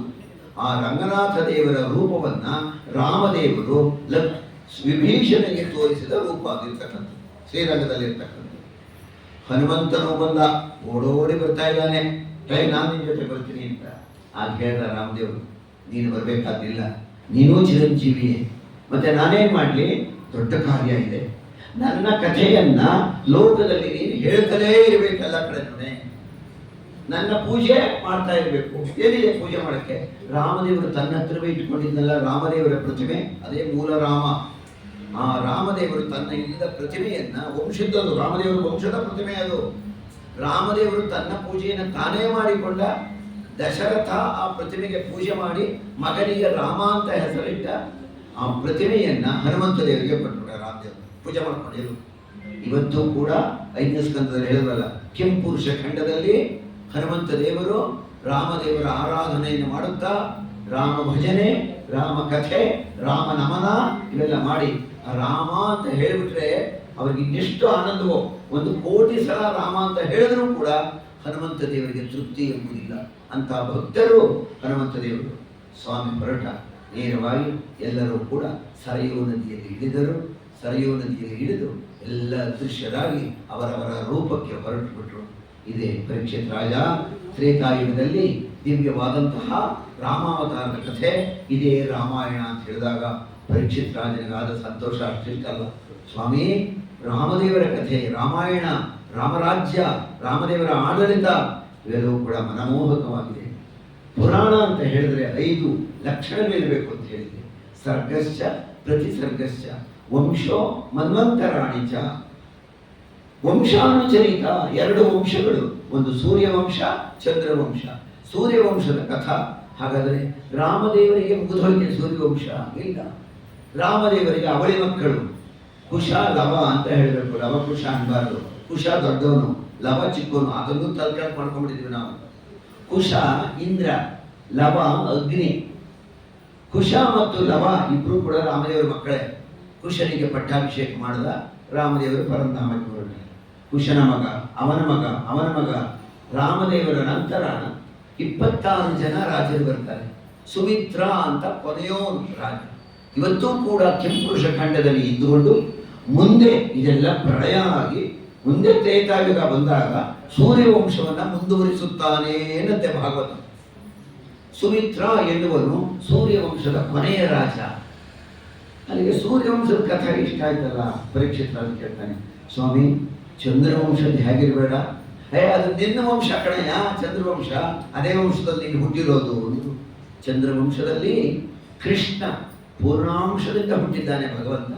ಅದು ದ್ವಾಪರ ಯುಗದಲ್ಲಿ ಹುಟ್ಟಿರ್ತಕ್ಕಂಥದ್ದು. ದ್ವಾಪರದಲ್ಲಿ ಕೃಷ್ಣಾವತಾರ ಅತಿ ದೀರ್ಘವಾದದ್ದು. ಭಾಗವತದಲ್ಲಿ 105 ಅಧ್ಯಾಯಗಳಿದೆ. 105 ಅಧ್ಯಾಯ. ಪೂರ್ವಾರ್ಧ, ಉತ್ತರಾರ್ಧ 2 ಭಾಗಗಳಾಗಿದೆ. ಯಾವುದು? ದಶಮ ಸ್ಕಂದ. ಅದರಲ್ಲಿ ತ್ರೇತಾಯುಗದಲ್ಲಿ ಇವೆಲ್ಲ ಆಯಿತು. ರಾಮಾವತಾರದಲ್ಲಿ ರಾಕ್ಷಸನೆಲ್ಲ ಕೊಂದಿದ್ದಾಯಿತು. ಕೃಷ್ಣಾವತಾರದಲ್ಲೂ ಹುಟ್ಟುಬಿಟ್ಟಿದಾರಲ್ಲ ರಾಕ್ಷಸರು, ಯಾವಾಗಲೂ ಇರ್ತಾರೆ. ಜಮೀನಲ್ಲಿ ಹೋಗಿ ಯೋಗ್ಯವಾದ ಬೀಜಗಳನ್ನ ಎರಚುತ್ತೀವಿ, ಬೆಳೆ ಬರಲಿ ಅಂತ. ರಾಗಿ, ಭತ್ತ, ಧಾನ್ಯ ಎಲ್ಲ. ಅದರ ಜೊತೆಗೆ ಬೇಡದಲ್ಲೇ ಇರೋ ಸಸ್ಯಗಳು ಹುಟ್ಟುತ್ತವೆ. ಅದು ಬೇಡ, ಅವು ಕೆಟ್ಟದವು, ಈ ಬೆಳೆಯನ್ನು ಕೆಡಿಸುತ್ತವು. ಅವು ಹುಟ್ಟುತ್ತವಲ್ಲ, ವರ್ಷಕವೇನೆ ಅವಾಗ್ಯವೇ ಹುಟ್ಟುಬಿಡುತ್ತವೆ, ಯಾವಾಗಲೂ ಹುಟ್ಟುತ್ತವೆ ಅವು ಕೆಟ್ಟ ಸಸ್ಯಗಳು. ಹಾಗೆ ಈ ರಾಕ್ಷಸರು ಕೂಡ ಯಾವಾಗ ಅಂದ್ರೆ ಆವಾಗ ಹುಟ್ಟಿ ಲೋಕಕ್ಕೆ ಪೀಡೆಯನ್ನು ಉಂಟು ಮಾಡ್ತಾರೆ. ಅದರಲ್ಲಿ ದ್ವಾಪರದಲ್ಲಿ ಸಾಲ್ವ ಮಹಾದುಷ್ಟ, ಕಂಸ ಅವನೇ, ಜರಾಸಂಧ ನೋಡಿದ್ರೆ ರಾಕ್ಷಸಯಾಗದಲ್ಲಿ ಬೇಡ ಹೇಳ್ತಾರೆ. ಇವರೆಲ್ಲ ಹುಟ್ಟುಬಿಟ್ಟಿದ್ದಾರೆ, ಲೋಕಕ್ಕೆ ಹಿಂಸೆಯನ್ನು ಕೊಡ್ತಾ ಇದ್ದಾರೆ, ದೇವತೆಗಳಿಗೆ ತೊಂದರೆಯಾಗಿದೆ. ದೇವತೆಗಳೆಲ್ಲ ಹೋದರು. ಅವತಾರ ಮಾಡಬೇಕಪ್ಪ, ತ್ರೇತಾಯುಗದಲ್ಲಿ ರಾಮಾವತಾರ ಮಾಡಿದೆ, ಹೌದಾ? ಹೋಗ್ಬೇಕಾದ್ರೆ ದೇವತೆಗಳು ಅಷ್ಟೇ ಜನ ಹೋಗಲಿಲ್ಲ, ಭೂಮಿನೂ ಹೋದ್ಲು. ಭೂದೇವಿ ಇವರ ಭಾರಗಳನ್ನು ಹೊರಕ್ಕಾಗ್ತಾ ಇಲ್ಲ, ಕೆಟ್ಟವರು, ಭೂಮಿ ಭಾರಕರು, ಭೂಮಿಗೆ ಭಾರ ಅನ್ನಲ್ವೇ ಹಾಗೆ. ಭೂಮಿ ಹೋದಾಗ ಜೊತೆಯಲ್ಲಿ ಯಾರನ್ನು ಕರ್ಕೊಂಡು ಹೋಗ್ತಾಳೆ? ಬ್ರಹ್ಮದೇವರನ್ನ, ರುದ್ರದೇವರನ್ನ, ಇಂದ್ರದೇವರನ್ನ ಕರ್ಕೊಂಡು ಹೋದ್ರು. ನೋಡ್ತಾರೆ ಹಾಲಿನ ಸಮುದ್ರ, ಇನ್ನು ಹಾಗೆ ಬೇಡ, ಹಾಲಿನ ಸಮುದ್ರ ನೋಡಕ್ಕೆ ಆನಂದ. ಅದರ ಮಧ್ಯದಲ್ಲಿ ಬಂಗಾರದ ಗೋಪುರಗಳ ಮಹಲಿನ ನಗರ ವೈಕುಂಠ, ಬಂಗಾರದ ಗೋಪುರಗಳು ಹಾಲಿನ ಸಮುದ್ರದ ಮಧ್ಯದಲ್ಲಿ ನೋಡಕ್ಕೆ ಆನಂದವಾಗ್ತಾ ಇದೆ. ಆಗ್ತಾ ಇರ್ಬೇಕಾದ್ರೆ ಬ್ರಹ್ಮದೇವರು ನೋಡಿದ್ರು ಸಮುದ್ರವನ್ನ. ಈ ಜಾಗದಲ್ಲಿ ನಾನು ಯಾಕೆ ಸಂಧ್ಯಾವನೆ ಮಾಡಬಾರ್ದು ಅಂತ ಹೇಳಿ ಸ್ನಾನ ಮಾಡಿ ಸಂಧ್ಯಾವನೆ ಮಾಡ್ತಾರೆ. ಜಪ ಬ್ರಹ್ಮದೇವರು ಎಲ್ಲೋದ್ರು ಕೂಡ. ಅದಕ್ಕೆ ಅವರಿಗೆ ಕಮಲಾಸನ ಅಂತ ಹೆಸರು ಬಂದು ಸಾರ್ಥಕವಾಯಿತು. ರುದ್ರದೇವರು ಆ ಆನಂದವನ್ನ ನೋಡಿ ತಡೆಯಲಾಗದೆ ನರ್ತನ ಮಾಡಕ್ಕೆ ಶುರು ಮಾಡ್ಬಿಟ್ಟಂತೆ. ಮೈಯಲ್ಲಿ ಹುಟ್ಟಿದ್ರಲ್ಲ ಆನೆಯ ಚರ್ಮ, ಅದು ಇದೆಯೋ ಇಲ್ವೋ ಅಂತಲೇ ನೋಡ್ಕೊಳ್ಳಿಲ್ವಂತವ್ರು. ಅದಕ್ಕೆ ಅವ್ರಿಗೆ ದಿಗಂಬರ ಅಂತ ಹೆಸರು ಬಂದು ಸಾರ್ಥಕವಾಯಿತು. ಇಂದ್ರದೇವರು ಯಾಗ ಮಾಡ್ತಾ ಕೂತ್ಕೊಂಡ್ಬಿಟ್ರಂತೆ, ಅವರಿಗೆ ಶತಕ್ರತು ಅಂತ ಹೆಸರು ಬಂದು, ಕ್ರತು ಅಂದ್ರೆ ಯಾಗ, 100 ಯಾಗಗಳನ್ನ ಮಾಡೋರು ಅಂತ ಸಾರ್ಥಕವಾಯಿತು. ಏನ್ ಹೇಳ್ತಿದ್ರ ತತ್ವ? ದೇವತೆಗಳೇ ಆದರು, ವೈಕುಂಠದ ಬಾಗಿಲಿಗೆ ಹೋದರೂ ಕೂಡ ಕರ್ಮವನ್ನ ಬಿಟ್ಟಿರಬಾರದು ಅನ್ನೋ ತಿಳಿಸಿದೆ. ಕರ್ಮದ ಅನುಷ್ಠಾನ ಇಲ್ಲದೆ ಮಾಡೋ ಹಾಗೆ ಇಲ್ಲ. ಎಲ್ಲರೂ ಕೂಡ ಕರ್ಮಾನುಷ್ಠಾನ ಮಾಡ್ತಿದ್ದಾರೆ. ಭೂದೇವಿ ವೈಕುಂಠದ ಒಳಕ್ಕೆ ಹೋದ್ಲು. ಬಮ್ಮ ಅಂದ ಸ್ವಾಮಿ ನಾರಾಯಣ ಮಲಗಿದ್ದವನು, ಏನು ಇವನ್ನೆಲ್ಲ ಕರ್ಕೊಂಬಂದ್ಬಿಟ್ಟಿದೆಯಲ್ಲ, ಏನಪ್ಪ ಮಾಡಲಿ? ಕೆಟ್ಟ ಜನರು ಹುಟ್ಟುಬಿಟ್ಟಿದ್ದಾರೆ, ತಡೆಯಕ್ಕಾಗ್ತಾ ಇಲ್ಲ ಅವ್ರ ಹಿಂಸೆ ಭಾರವನ್ನ. ಬಾ, ನೀನು ಅವ್ರನ್ನ ಸಂಹಾರ ಮಾಡು. ಹೌದಾ, ಬರ್ತೀನಿ ನಡೆಯುವ. ಯಾವ ರೂಪದಿಂದ? ಇದೇ ರೂಪದಿಂದ ಬರ್ತೀನಿ ನಾನು. ಅವರಿಗೆಲ್ಲ ಆದೇಶ ಕೊಟ್ಟ, ಒಬ್ಬೊಬ್ಬರಿಗೆ ಒಂದೊಂದು ಆದೇಶವನ್ನು ಕೊಡ್ತಾನೆ ಬರಬೇಕಾದ್ರೆ. ಲಕ್ಷ್ಮಿ ಅವಳಿಗೆ 2 ರೂಪಗಳು, ಶ್ರೀರೂಪ ಭೂರೂಪ. ಶ್ರೀರೂಪ ರುಕ್ಮಿಣಿ, ಭೂರೂಪ ಸತ್ಯಭಾಮಾದೇವಿಯರು. ಬಾ ಹೋಗ್ಬರೋಣ ಅಂತ ಆಯ್ತು. ವಾಯುದೇವರಿಗೆ ನೀನು ಭೀಮನಾಗಿ ಬಾರೋ, ಯಮಧರ್ಮನನ್ನ ಕರೆದ, ನೀನು 2 ರೂಪದಲ್ಲಿ ಬಾ, ಧರ್ಮರಾಜ ಮತ್ತು ವಿದುರ. ದ್ಯೂ ಎನ್ನುವ ವಸು, ನೀನು ಭೀಷ್ಮನಾಗಿ ಬಾ. 2 ಗಂಧರ್ವರು, ಹಾ ಹಾ ಹೂ ಹೂ ಅಂತ ಗಂಧರ್ವರು, ಒಬ್ಬ ವಿರಾಟ, ಒಬ್ಬ ದೃಪದ. ಇಂದ್ರನನ್ನ ಕರೆದ, ನೀನು ಅರ್ಜುನನಾಗಿ ಬಾ. ದೇವ ವೈದ್ಯರು, ಅಶ್ವಿನಿ ದೇವತೆಗಳು, ಅವರು ನಕುಲ ಸಹದೇವರಾಗಿ ಬನ್ನಿ. ಆನಂತರ ಸೂರ್ಯನನ್ನ ಕರೆದ, ಕರ್ಣನಾಗಿ ಬಾರೋ ನೀನು, ಕರ್ಣನನ್ನಾಗಿಸಿದ. ಒಬ್ಬೊಬ್ಬರಿಗೆ ಒಂದೊಂದು ಆದೇಶ ಕೊಡ್ತೇನೆ, ಬನ್ನಿ ಬನ್ನಿ ಅಂತ. ಅಗ್ನಿಯನ್ನು ಕರೆದ, ನೀನು ದೃಷ್ಟದ್ಯುಮ್ನಾಗಿ ಬಾ. ಎಲ್ಲರೂ ಕೂಡ ಬನ್ನಿ ಹೋಗ್ಬರೋಣ. ಅಲ್ಲಿ ರಾಮದೇವರ ಅವತಾರದಲ್ಲಿ ಶಾಖಾಮೃಗಾದಿ ಭಾವೇನ, ಮೃಗಗಳಾಗಿ ಪಕ್ಷಿಗಳಾಗಿ ಬನ್ನಿ ಹೋಗ್ಬರೋಣ ಅಂದರು. ಇಲ್ಲೆಲ್ಲ ನೇರವಾಗಿ ಬನ್ನಿ, ದೇವತೆಗಳಾಗೇ ಬನ್ನಿ, ಮಾನವರಾಗಿ ಬನ್ನಿ ಹೋಗ್ಬರೋಣ. ಎಲ್ಲ ದ್ವಾಪರಯುಗದಲ್ಲಿ ಸ್ವಾಮಿ ಆದೇಶ ಕೊಟ್ಟ, ಎಲ್ಲರೂ ಬರಬೇಕಾಗಿದೆ, ರಾಕ್ಷಸರನ್ನ ಕೊಲ್ಲಬೇಕಾಗಿದೆ. ಭಗವಂತ ಇನ್ನೂ ಹುಟ್ಟಿಲ್ಲ ಅಲ್ರಿ. ಭಗವಂತ ಹುಟ್ಟಕ್ಕೆ ಮುಂಚೆನೇ ಈ ದುಷ್ಟರೆಲ್ಲ ಹುಟ್ಟಿದಾರ? ಎಲ್ಲಾದರೂ ಹುಟ್ಟಿದಾರ? ಲೋಕ ನಿಯಮ ಹೇಗಿದೆ? ಭಗವಂತ ಹುಟ್ಟಕ್ಕೆ ಮುಂಚೆ ದುಷ್ಟರ ಜನನ ಆಗುತ್ತಿದೆ. ಹೇಗೆ? ರಥೋತ್ಸವ ನೋಡಿದೀವಲ್ಲ, ರಥೋತ್ಸವ ಆಗುತ್ತೆ. ಯಾವುದೋ ದೇವರ ರಥೋತ್ಸವ, ನಮ್ಮ ಕುಲದೇವರ ರಥೋತ್ಸವ. ರಥದ ಮುಂದೆ ರಥ ಆಗಬೇಕಾಗೋ ಹೊತ್ತಿಗೆ 1 ಲಕ್ಷ ಜನ ಸೇರ್ತಾರೆ. ಅಷ್ಟು ಜನ ಭಗವಂತದ್ದು ಒಂದು ತಿಳ್ಕೋಬೇಕು. ರಥದಲ್ಲಿ ದೇವರನ್ನ ನೋಡುವುದಕ್ಕಿಂತ ಆ ಭಕ್ತರನ್ನ ನೋಡಿದ್ರೆ ಪಾಪ ಪರಿಹಾರ ಬಂತೆ. ಆ ರಥದ ಮುಂದೆ ಇರ್ತಾರಲ್ಲ ಜನ, ಅವ್ರು ಯಾರು ಆಗಿರ್ಲಿ, ರಥದ ಮುಂದೆ ಎಲ್ಲರೂ ಮಡಿಯೇ, ಇಂಥವ್ರು ಮುಟ್ಕೋಬೇಕು ಇಂಥವ್ರು ಮುಟ್ಕೋಬಾರ್ದು ಅವೆಲ್ಲ ಅಲ್ಲ. ರಥದಲ್ಲಿ ಆ ರಥದ ಸಮಯ ಬಂದಾಗ ಹೋಮ ಮಾಡ್ತಾರೆ ರಥದ ಮುಂದೆ, ಬ್ರಹ್ಮೋತ್ಸವ ಅಂತ ಹೇಳಿ. ಆ ದೇವರ ಪ್ರತಿಮೆಯನ್ನು ತಂದು ರಥದಲ್ಲಿ ಕೊಳ್ಳಿರಿಸ್ತಾರೆ. ಹೋಮ ಆಗುತ್ತೆ, ಪೂರ್ಣಾಹುತಿ ಆಗುತ್ತೆ, ಮಂಗಳ ವಾದ್ಯಗಳು ಮೊಳಗುತ್ತವೆ, ಎಲ್ಲ ಭಕ್ತರು ಬಂದಿರ್ತಾರೆ. ಆಗ ರಥ ಎಳೆಯುತ್ತಾರೆ. ಅದು ರಥೋತ್ಸವ ಅಂತ ಹೇಳ್ತೀವಿ. ಇಷ್ಟ ಆಗುವುದಕ್ಕೆ ಮೊದಲೇ 3 ದಿನ ಮುಂಚೆಯೇ ಬಂದಿರ್ತಾರೆ ಕಳ್ಳರು. ಕಳ್ಳರು ರಥೋತ್ಸವಕ್ಕೆ ಮುನ್ನವೇ ಹೇಗೆ ಬಂದಿರ್ತಾರೋ, ಇಲ್ಲಿ ಭಗವಂತ ಹುಟ್ಟಕ್ಕೆ ಮುಂಚೆಯೇ ಇವರೆಲ್ಲ ಬಂದಿದ್ದಾರೆ. ಸಾಲ್ವ, ಜರಾಸಂಧ, ಕಂಸ ಮೊದಲಾದವರೆಲ್ಲ ಕೊಲ್ಬೇಕಲ್ಲ ಇವರನ್ನೆಲ್ಲ ಭಗವಂತ. ಅದಕ್ಕಾಗಿ ಒಂದು ನೇಮಕ ಮಾಡ್ದ, ಎಲ್ಲೆಲ್ಲರೂ ಇವನ ಅವತಾರ ಮಾಡೋದು. ವಸುದೇವ ದೇವಕಿಯರೇ ಇಲ್ಲಿ ಕಶ್ಯಪ, ಅದಿತಿಯರೇ ವಸುದೇವ ದೇವಕಿಯರು. ತಂಗಿಯನ್ನು ಕೊಳ್ಳಿರಿಸಿಕೊಂಡು ಹೋಗ್ತಿದ್ದಾನೆ, ವಿವಾಹವಾಗಿದೆ, ಎಲ್ಲ ಕಥೆ ಗೊತ್ತಿರೋದೇ ನಿಮಗಿದು. ಆಗ ಅಶರೀರವಾಣಿ, ವಾಯುದೇವರ ವಾಣಿ, ಕಂಸ ಈ ನಿನ್ನ ತಂಗಿ 8ನೇ ಮಗುವೇ ನಿನಗೆ ಮೃತ್ಯು. ಅಬ್ಬಾ, ಆಶ್ಚರ್ಯ ಆಯಿತು, ಭಯವಾಯಿತು. ಆಗಲೇ ರಥದಿಂದ ಎಳೆದು ಕಂಸ ದೇವಕಿಯನ್ನ ವಸುದೇವರನ್ನು ಕೊಲ್ಲಕ್ಕೆ ಹೋಗ್ತಾನೆ, ವಾದಿಗಳು ಅಂತೇಳಿ. ಆಗ ವಸುದೇವ ಹೇಳ್ದ, ಸ್ತ್ರೀವಧೆ ಬೇಡ, ಮಗು ತಾನೇ ನಿನಗೆ ಶತ್ರು, ಆ ಮಕ್ಕಳನ್ನೆಲ್ಲ ತಂದು ನಿನ್ಗೆ ಒಪ್ಪಿಸ್ಬಿಡ್ತೀವಿ. ಆಯಿತು ಅಂತ ಬಿಟ್ಟುಬಿಟ್ಟ ಕಂಸ. 1 ಮಗು ಆಯಿತು, 2 ಮಗು ಆಯಿತು, 3ನೇ ಮಗು ಆಗ್ತಾ ಇದೆ. ಬಂದರು ನಾರದರು, ಏನೋ ಕಂಸ ನಿನ್ನ ತಂದೆ ಮಗು ಕೊಲ್ಲುತ್ತದ್ದಲ್ಲೋ? ಕೆಲವರು ಹಾಗೆ ಕೇಳ್ತಾರೆ, ಏನ್ರಿ ಆಸ್ಪತ್ರೆಯಿಂದ ಬಂದ್ಬಿಟ್ರ, ಹುಷಾರಾದ್ರ? ಹುಷಾರಾಗೇ ಬಿಟ್ರ? ಆಗ್ಬಾರ್ದೆ ಹಾಗಾದ್ರೆ. ನಾರದರು ಕೇಳಿದ್ರು, 3ನೇ ಮಗು ಏನು ಕೊಲ್ಲುತ್ತದ್ದಲ್ಲೋ ನಿನ್ನ ತಂಗಿ ಮಗು? ಹೌದು ಸ್ವಾಮಿ, ಅದು 8ನೇ ಮಗು ಕೊಲ್ಲುತ್ತೆ ಅಂತಾರೆ. ಈಗ ಎಷ್ಟಾಗಿದೆ? 3ನೇ ಮಗು ಆಗಿದೆ. ಕಂಸ, ದೇವತೆಗಳ ವ್ಯಾಪಾರ, 3ನೇದು 5 ಆಗುತ್ತೋ, 5ನೇದು 2 ಆಗುತ್ತೋ, 1ನೇದು 8ನೇದು ಆಗುತ್ತೋ, ದೇವ್ರ ಮಕ್ಕಳು ಬದಲಾಯಿಸ್ಬಿಡ್ತಾರೆ ಆ ಕಾಲಕ್ಕೆ. ನಾರದರು ಯಾವಾಗ ಹೇಳಿ ಕಂಸ ದೂರದ ಒಂದು ಬಂಧನದಲ್ಲಿ ಜೈಲಿನಲ್ಲಿ ಇಟ್ಬಿಟ್ಟ. ಕೃಷ್ಣ ಹುಟ್ಟಿದ್ದ ಅಲ್ಲಲ್ಲ, ಇವತ್ತೆಲ್ಲ ಮುಚ್ಚಳೆ ನೋಡ್ತೀವಲ್ಲ ನಾವು, ಅಲ್ಲಲ್ಲ ಕೃಷ್ಣ ಹುಟ್ಟಿರೋದು.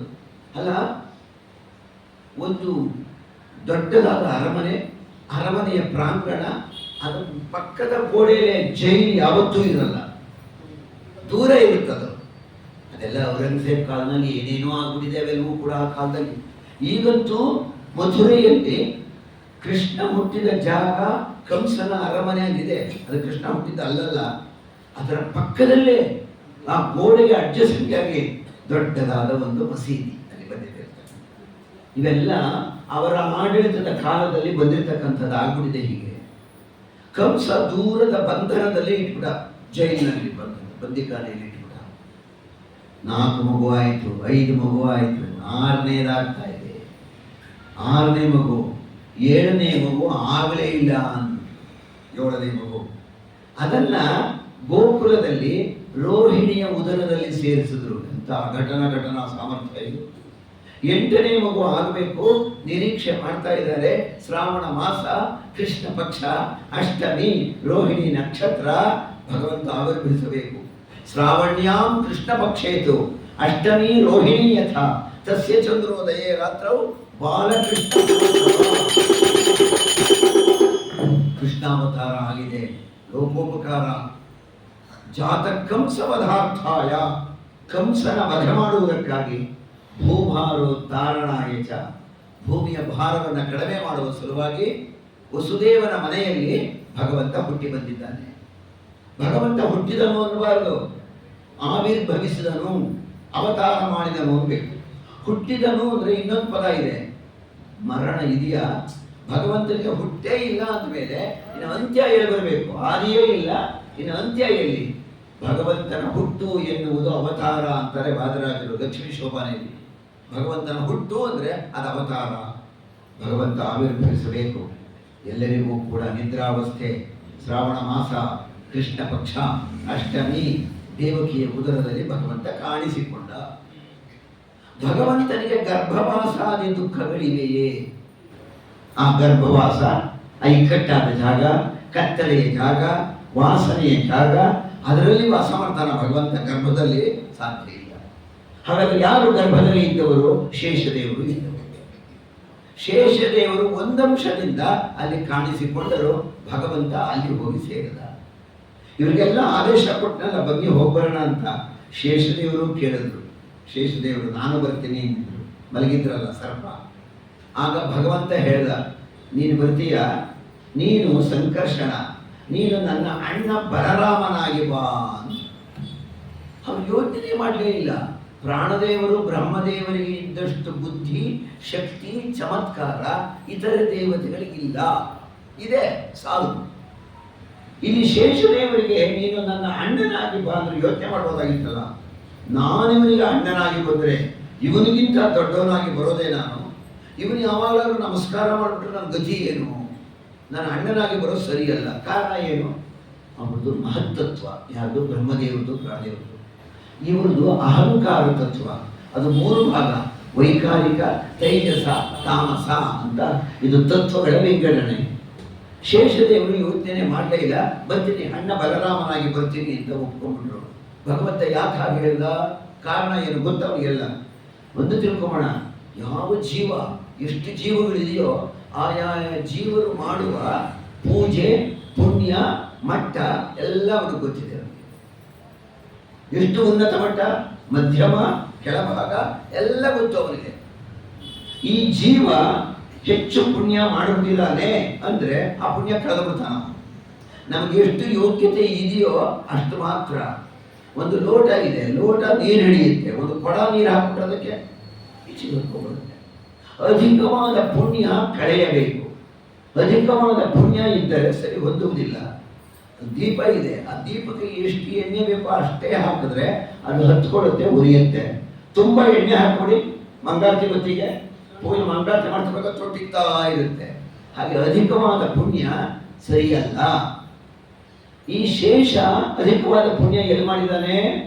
ತ್ರೇತಾಯುಗದಲ್ಲಿ, ರಾಮಾವತಾರದಲ್ಲಿ ನನಗೆ ತಮ್ಮನಾಗಿ ಬಂದ ನಮ್ಮ ಚಿಕ್ಕಮ್ಮ ಕೈಕೆ ಹೇಳಿದ್ದು ಏನು? ರಾಮ ನೀನು ಕಾಡು ಹೋಗು ಅಂತ.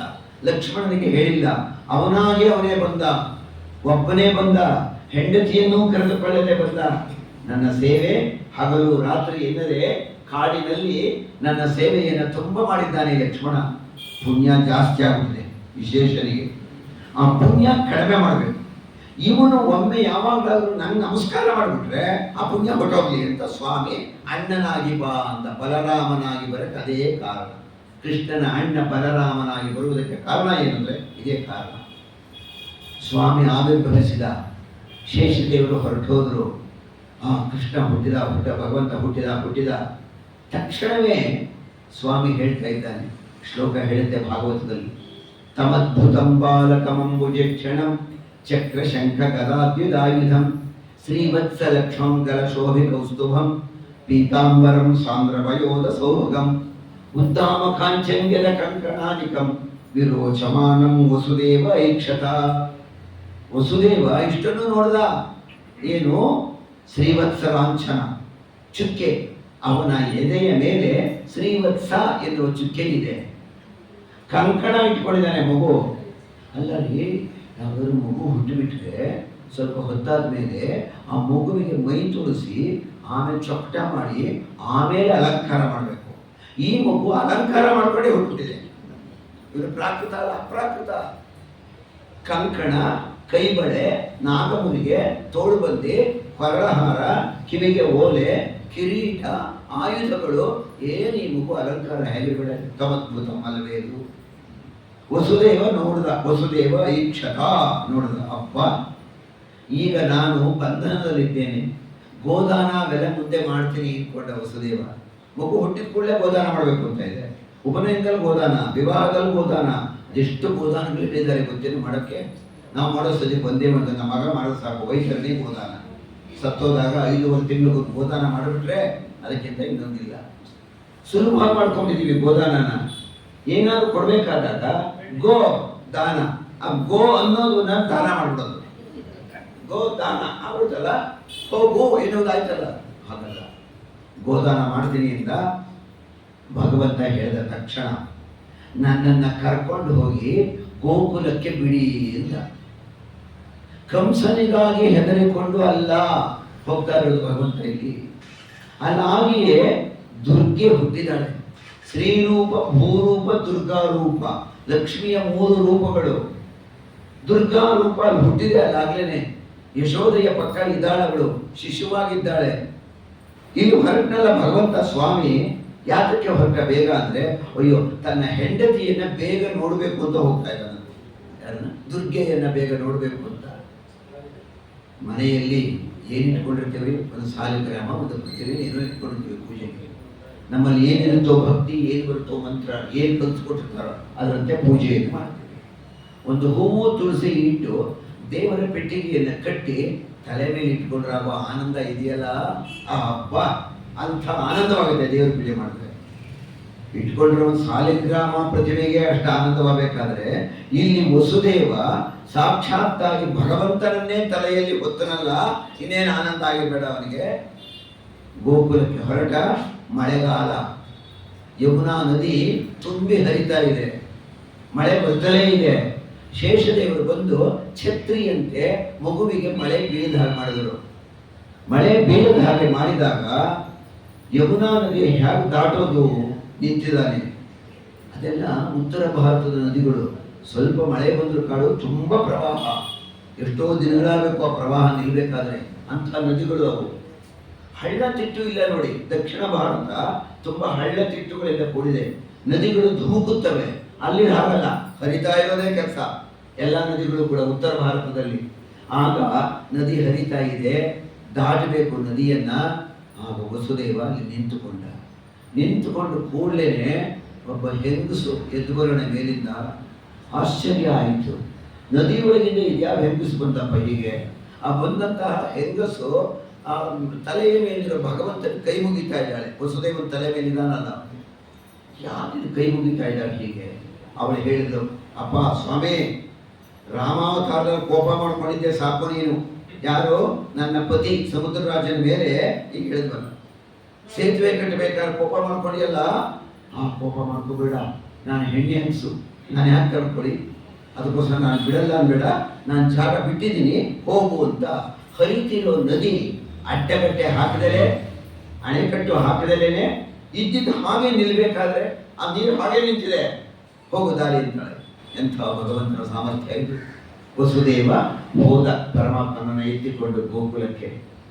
ಅಲ್ಲಿ ಯಶೋದೆಯ ಪಕ್ಕ ಮಲಗಿಸಿದ. ಬರ್ತಾ ಇದ್ದಾನೆ. ಹೇಳಿದ ಭಗವಂತ, ಬಾಯಿ ಬರಿಗೈಯಲ್ಲಿ ಹೋಗಬೇಡ, ಅಲ್ಲಿರೋ ಹೆಣ್ಮಗುನ ಕರ್ಕೊಂಡು ಹೋಗು. ಯಾರವಳು? ಲಕ್ಷ್ಮಿ. ಭಗವಂತನ ಸೇವೆ ಮಾಡಿದರೆ ಕೈ ತುಂಬ ಲಕ್ಷ್ಮಿ ದೊರೆಯುತ್ತಾಳೆ ಎನ್ನುವ ತತ್ವ ಅದರಲ್ಲಿ.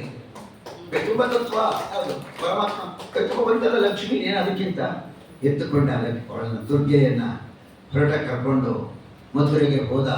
ಕಂಸನಿಗೆ ಗೊತ್ತಾಯಿತು. ತೆಗೆಯಿರಿ ಬಾಗಿಲು ಅಂದ. ಎಲ್ಲ ಬಾಗಿಲು ತೆಗೆದರು. ಎಲ್ಲಿ ಮಗು ಅಂದ. ಮಗುವನ್ನು ನೋಡ್ತಾನೆ, ಹೆಣ್ಣು ಮಗುವೆ, ತಗೊಂಡು ಬನ್ನಿ. ಏನು ಮಾಡ್ತಿದ್ದ ಕಂಸ? ಹುಟ್ಟಿದ ಮಕ್ಕಳನ್ನೆಲ್ಲ ತೆಗೆದುಕೊಳ್ಳೋದು, ಗರಗರಗರನ್ನು ತಿರುಗಿಸೋದು, ಮೇಲಕ್ಕೆ ಎಸೆಯೋದು, ಕತ್ತಿಯನ್ನು ಒಡ್ಡುವುದು. ಕತ್ತಿ ಮೇಲೆ ಮಗು ಬಿದ್ದರೆ ಏನಾಗಬೇಡ.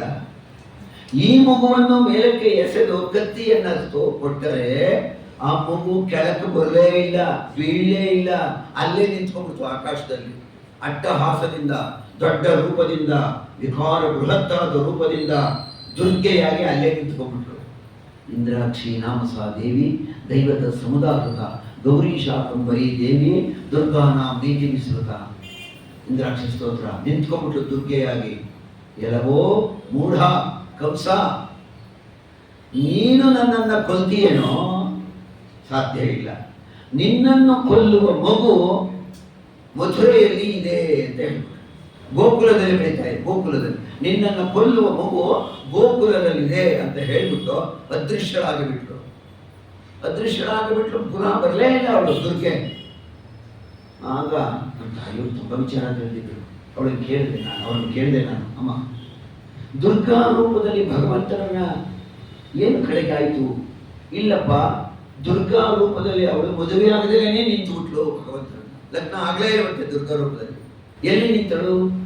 ಉತ್ತರ ಭಾರತದ ಅನೇಕ ಪುಣ್ಯಕ್ಷೇತ್ರಗಳಲ್ಲಿ ದುರ್ಗಿಯ ಆರಾಧನೆ, ಕಾಳಿಯ ಉಪಾಸನೆ ಬಹಳ ಜಾಸ್ತಿ ಅಲ್ಲಿ. ನಮ್ಮ ಕಡೆ ಇರ್ತಿಲ್ಲ. ದುರ್ಗಿಯ ಆರಾಧನೆ ಮಾಡಿಸ್ಕೊಳ್ತಾಳ್ರಲ್ಲಿ ಉತ್ತರ ಭಾರತದಲ್ಲಿ. ಅಲ್ಲೆಲ್ಲ ದೊಡ್ಡ ದೊಡ್ಡ ಪುಣ್ಯಕ್ಷೇತ್ರದಲ್ಲಿ ನೆಲೆಸಿ ಬಿಟ್ಟಿರೋ ಭಗವಂತನನ್ನ ವಿವಾಹವಾಗಲೇ ಇಲ್ಲ ದುರ್ಗಾ ರೂಪದಲ್ಲಿ ಅವರು ಹೇಳಿದ್ರು ನನಗೆ. ಆಗ ಕಂಸನಿಗೆ ದೊಡ್ಡ ಚಿಂತೆ, ಬೆಳೀತಾ ಇದೆಯಲ್ಲ ಮಗು. ಗರ್ಗಾಚಾರ್ಯರನ್ನ ಕರೆಸಿದರು, ಮಂಗಳ ಸ್ನಾನವಾಯಿತು. ರೋಹಿಣಿಯ ಉದರದಲ್ಲಿ ಹುಟ್ಟಿರುವ ಶುಕ್ಲಕೇಶಾವಿಷ್ಟನಾಗಿರುವ ಮಗು, ಕೆಂಪಗಿದೆ ಮಗು, ದುಂಡಾಗಿದೆ, ಅಗಲವಾದ ತಟ್ಟೆಯಂತಹ ಮುಖ, ಬಲಿಷ್ಠವಾದ ಬಾಹುಗಳು ಇರುವ ಕಾರಣ ಆ ಮಗುವಿಗೆ ಬಲರಾಮ ಅಂತ ನಾಮಕರಣ ಮಾಡಿದರು. ಈ ಮಗು ನೀರು ತುಂಬಿದ ಮೋಡದ ಬಣ್ಣ, ನೀರು ತುಂಬಿದ ಮೋಡ, ಒಳ್ಳೆ ಮೇಘಶ್ಯಾಮ, ಗುಂಗುರು ಕೂದಲು, ಅಗಲವಾದ ಕಣ್ಣುಗಳು, ಪುಟ್ಟ ಪುಟ್ಟ ಹೆಜ್ಜೆಗಳು, ನೋಡಕ್ಕೆ ಆನಂದವಾಗುತ್ತೆ. ಸುಂದರವಾದ ಮುಖ. ಅವನ ಕಣ್ಣುಗಳನ್ನು ನೋಡಿಬಿಟ್ರೆ ಸಾಕು, ಆ ಕಣ್ಣುಗಳಿಂದ ನಮ್ಮ ಕಷ್ಟಗಳೆಲ್ಲ ಕಿತ್ಕೊಂಡ್ಬಿಡ್ತಾನೆ. ಕರ್ಷಯತಿ ಇತಿ ಕೃಷ್ಣ ಅಂತ. ನಮ್ಮೆಲ್ಲರ ಕಷ್ಟಗಳನ್ನು ಪರಿಹರಿಸುವನಾದ್ದರಿಂದ ಅನ್ವರ್ಥವಾಗಿ ಆ ಮಗುವಿಗೆ ಕೃಷ್ಣ ಅಂತ ನಾಮಕರಣ ಮಾಡೋದು. ಇನ್ನು ಮೂಲ ಹೇಳ್ತಾರೆ ಮಾಧವ ಅಂತ ಇಟ್ರು ಅಂತ ಹೇಳ್ತಾರೆ. ಆಮೇಲೆ ಕಪ್ಪಗಿದ್ದ ಕಾರಣ ಅವನನ್ನು ಕೃಷ್ಣ ಅಂತ ಕರೆದರು ಅಂತ ಹೇಳ್ತಾರೆ. ಒಟ್ಟಿನಲ್ಲಿ ಕೃಷ್ಣ ಕರ್ಷಯತಿ, ಕಷ್ಟವನ್ನು ಪರಿಹರಿಸುವವನು ಇದೆಯಲ್ಲ. ಕೃಷ್ಣ ಕೃಷ್ಣ ಕೃಷ್ಣ ಎಂದು 3 ಬಾರಿ ನೆನೆಯಿರೋ ಸಾಕ್ರಿ, ಏನೇ ಆನಂದ. ಸಂತುಷ್ಟನಾಗಿ ಮುಕುತಿ ಕೊಟ್ಟು ಮಿಕ್ಕ ಭಾರ ಹೊರುವನು ಯೋಗಕ್ಷೇಮ ವಹಾಮ್ಯಹಂ. ಅವನ ನೆನೆದರೆ ನಮ್ಮೆಲ್ಲರ ಯೋಗಕ್ಷೇಮವನ್ನು ನೋಡಿಕೊಳ್ಳುತ್ತಾನೆ. ಮಿಕ್ಕ ಭಾರ ಹೊರುವನು. ನಾಮಕರಣ ಆಯಿತು. ಆಗ ಬಾಲಲೀಲೆಗಳು ಕೃಷ್ಣದು ಬಹಳ ಅದ್ಭುತವಾಗಿದೆ, ಸುಂದರವಾಗಿದೆ. ಬಲರಾಮ ದೇವರು ಮತ್ತು ಕೃಷ್ಣ ಅಲ್ಲಿ ಸಂತೋಷವಾಗಿದ್ದಾರೆ. ಇಲ್ಲಿ ಕಂಸ ದೊಡ್ಡ ಯೋಚನೆಯಲ್ಲಿದ್ದಾನೆ. ಮಗು ಸಾಯಿಸ್ಬೇಕಾದ್ರೆ ಏನು ಮಾಡೋದು? ಹಾಲು ಕುಡಿಯುತ್ತೆ. ಹಾಲು ಕುಡಿಯುತ್ತಲ್ಲ, ಅದಕ್ಕೆ ತಕ್ಕನಾಗಿ ಕಳಿಸ್ಕೊಡ್ಬೇಕಲ್ಲ. ಬಂದು ಅವನ ಜೊತೆ ಇರ್ತಕ್ಕಂಥವ್ರು ಯಾವಾಗಲೂ ಅವನ ಹಿತೈಷಿ ಪೂತನಿ. ಯಾಕೋ ಕಂಸ ಯೋಚನೆ ಮಾಡ್ತೀಯಾ? ನಾನಿದ್ದೀನಿ, ಬಾ, ನಾನು ಸಾಯಿಸ್ತೇನೆ ಮಗುನ. ಹೇಗೆ ಸಾಯಿಸ್ತೀಯಾ? ಹೋಗ್ತೇನೆ, ಹಾಲು ಕುಡಿಸುತ್ತೇನೆ, ಸಾಯಿಸುತ್ತೇನೆ. ಅರ್ಥ ಮಾಡ್ಕೊಳ್ತೀವಿ. ಹೋಗುತ್ತೇನೆ, ಹಾಲು ಕುಡಿಸುತ್ತೇನೆ, ಒಳ್ಳೆ ಮಾತು. ಸಾಯಿಸುತ್ತೇನೆ, ಕೆಟ್ಟ ಮಾತು. ಭಗವಂತನಿಗೆ ಗೊತ್ತಾಗಿದೆ ಇದು. ಬಂದಳು ಪೂತನಿ, ಹಾಲು ಕುಡಿಸಿದಳು, ಆಗ ತಾನೇ ಸತ್ತಳು. ಅಲ್ಲಿ ಹಾಲು ಕುಡಿಸಿದುದು ಒಳ್ಳೆ ಭಾವನೆ ಆಯಿತು. ಪೂತಣಿಯಲ್ಲಿ ಇದ್ದಂತಹ ಊರ್ವಶಿಗೆ ಸದ್ಗತಿಯನ್ನು ಕೊಟ್ಟ. ನನಗೆ ಹಾಲು ಕುಡಿಸಿದೆ ಅಂತ ಒಂದು ಪೂತನೆಯಲ್ಲಿದ್ದಂಥ ದುಷ್ಟೆ ರಕ್ಕಸಿಗೆ ಅವಳನ್ನು ಕೊಂದ. ಪ್ರಾರಂಭವಾಯಿತು ಪೂತನಾವಧಮಾರಭ್ಯ ದುರ್ಯೋಧನ ವಧಾವಧಿ. ಪೂತನಾವಧೆಯಿಂದ ಆರಂಭಿಸಿ ದುರ್ಯೋಧನನ ಅವಸಾನದವರೆಗೂ ಕೃಷ್ಣ ಎಷ್ಟು ಜನರನ್ನು ಕೊಂದಿದ್ದಾನೋ, ಕೊಲ್ಲಿಸಿದ್ದಾನೋ.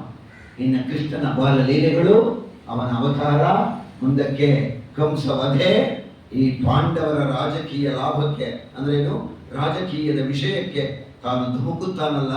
ಪಾಂಡವಾನಾಂ ಹಿತಾರ್ಥಾಯ ಧರ್ಮ ಸಂಸ್ಥಾಪನಾಯ ಚ ಕೌರವಾನಾಂ ವಿನಾಶಾಯ ವಸುದೇವ ಕುಲೋದ್ಭವ. ಅದಕ್ಕಾಗಿ ವಸುದೇವನ ಕುಲದಲ್ಲಿ ಸ್ವಾಮಿ ಉದ್ಭವಿಸಿದ್ದಾನೆ. ಈ ಭಾಗವನ್ನು ನಾಳೆ ದಿವಸ ಮುಂದುವರಿಸ್ತೇನೆ. ಇವತ್ತಿನ ಬೆಳಗಿನಿಂದ ರಾಮಾಯಣ, ರಾಮದೇವರ ಕಥಾ, ಕೃಷ್ಣನ ಆವಿರ್ಭಾವ ಇಷ್ಟು ಈ ಕಾರ್ಯದಲ್ಲಾಗಿದೆ. ನಾಳೆ ಮುಂದುವರಿಸೋಣ.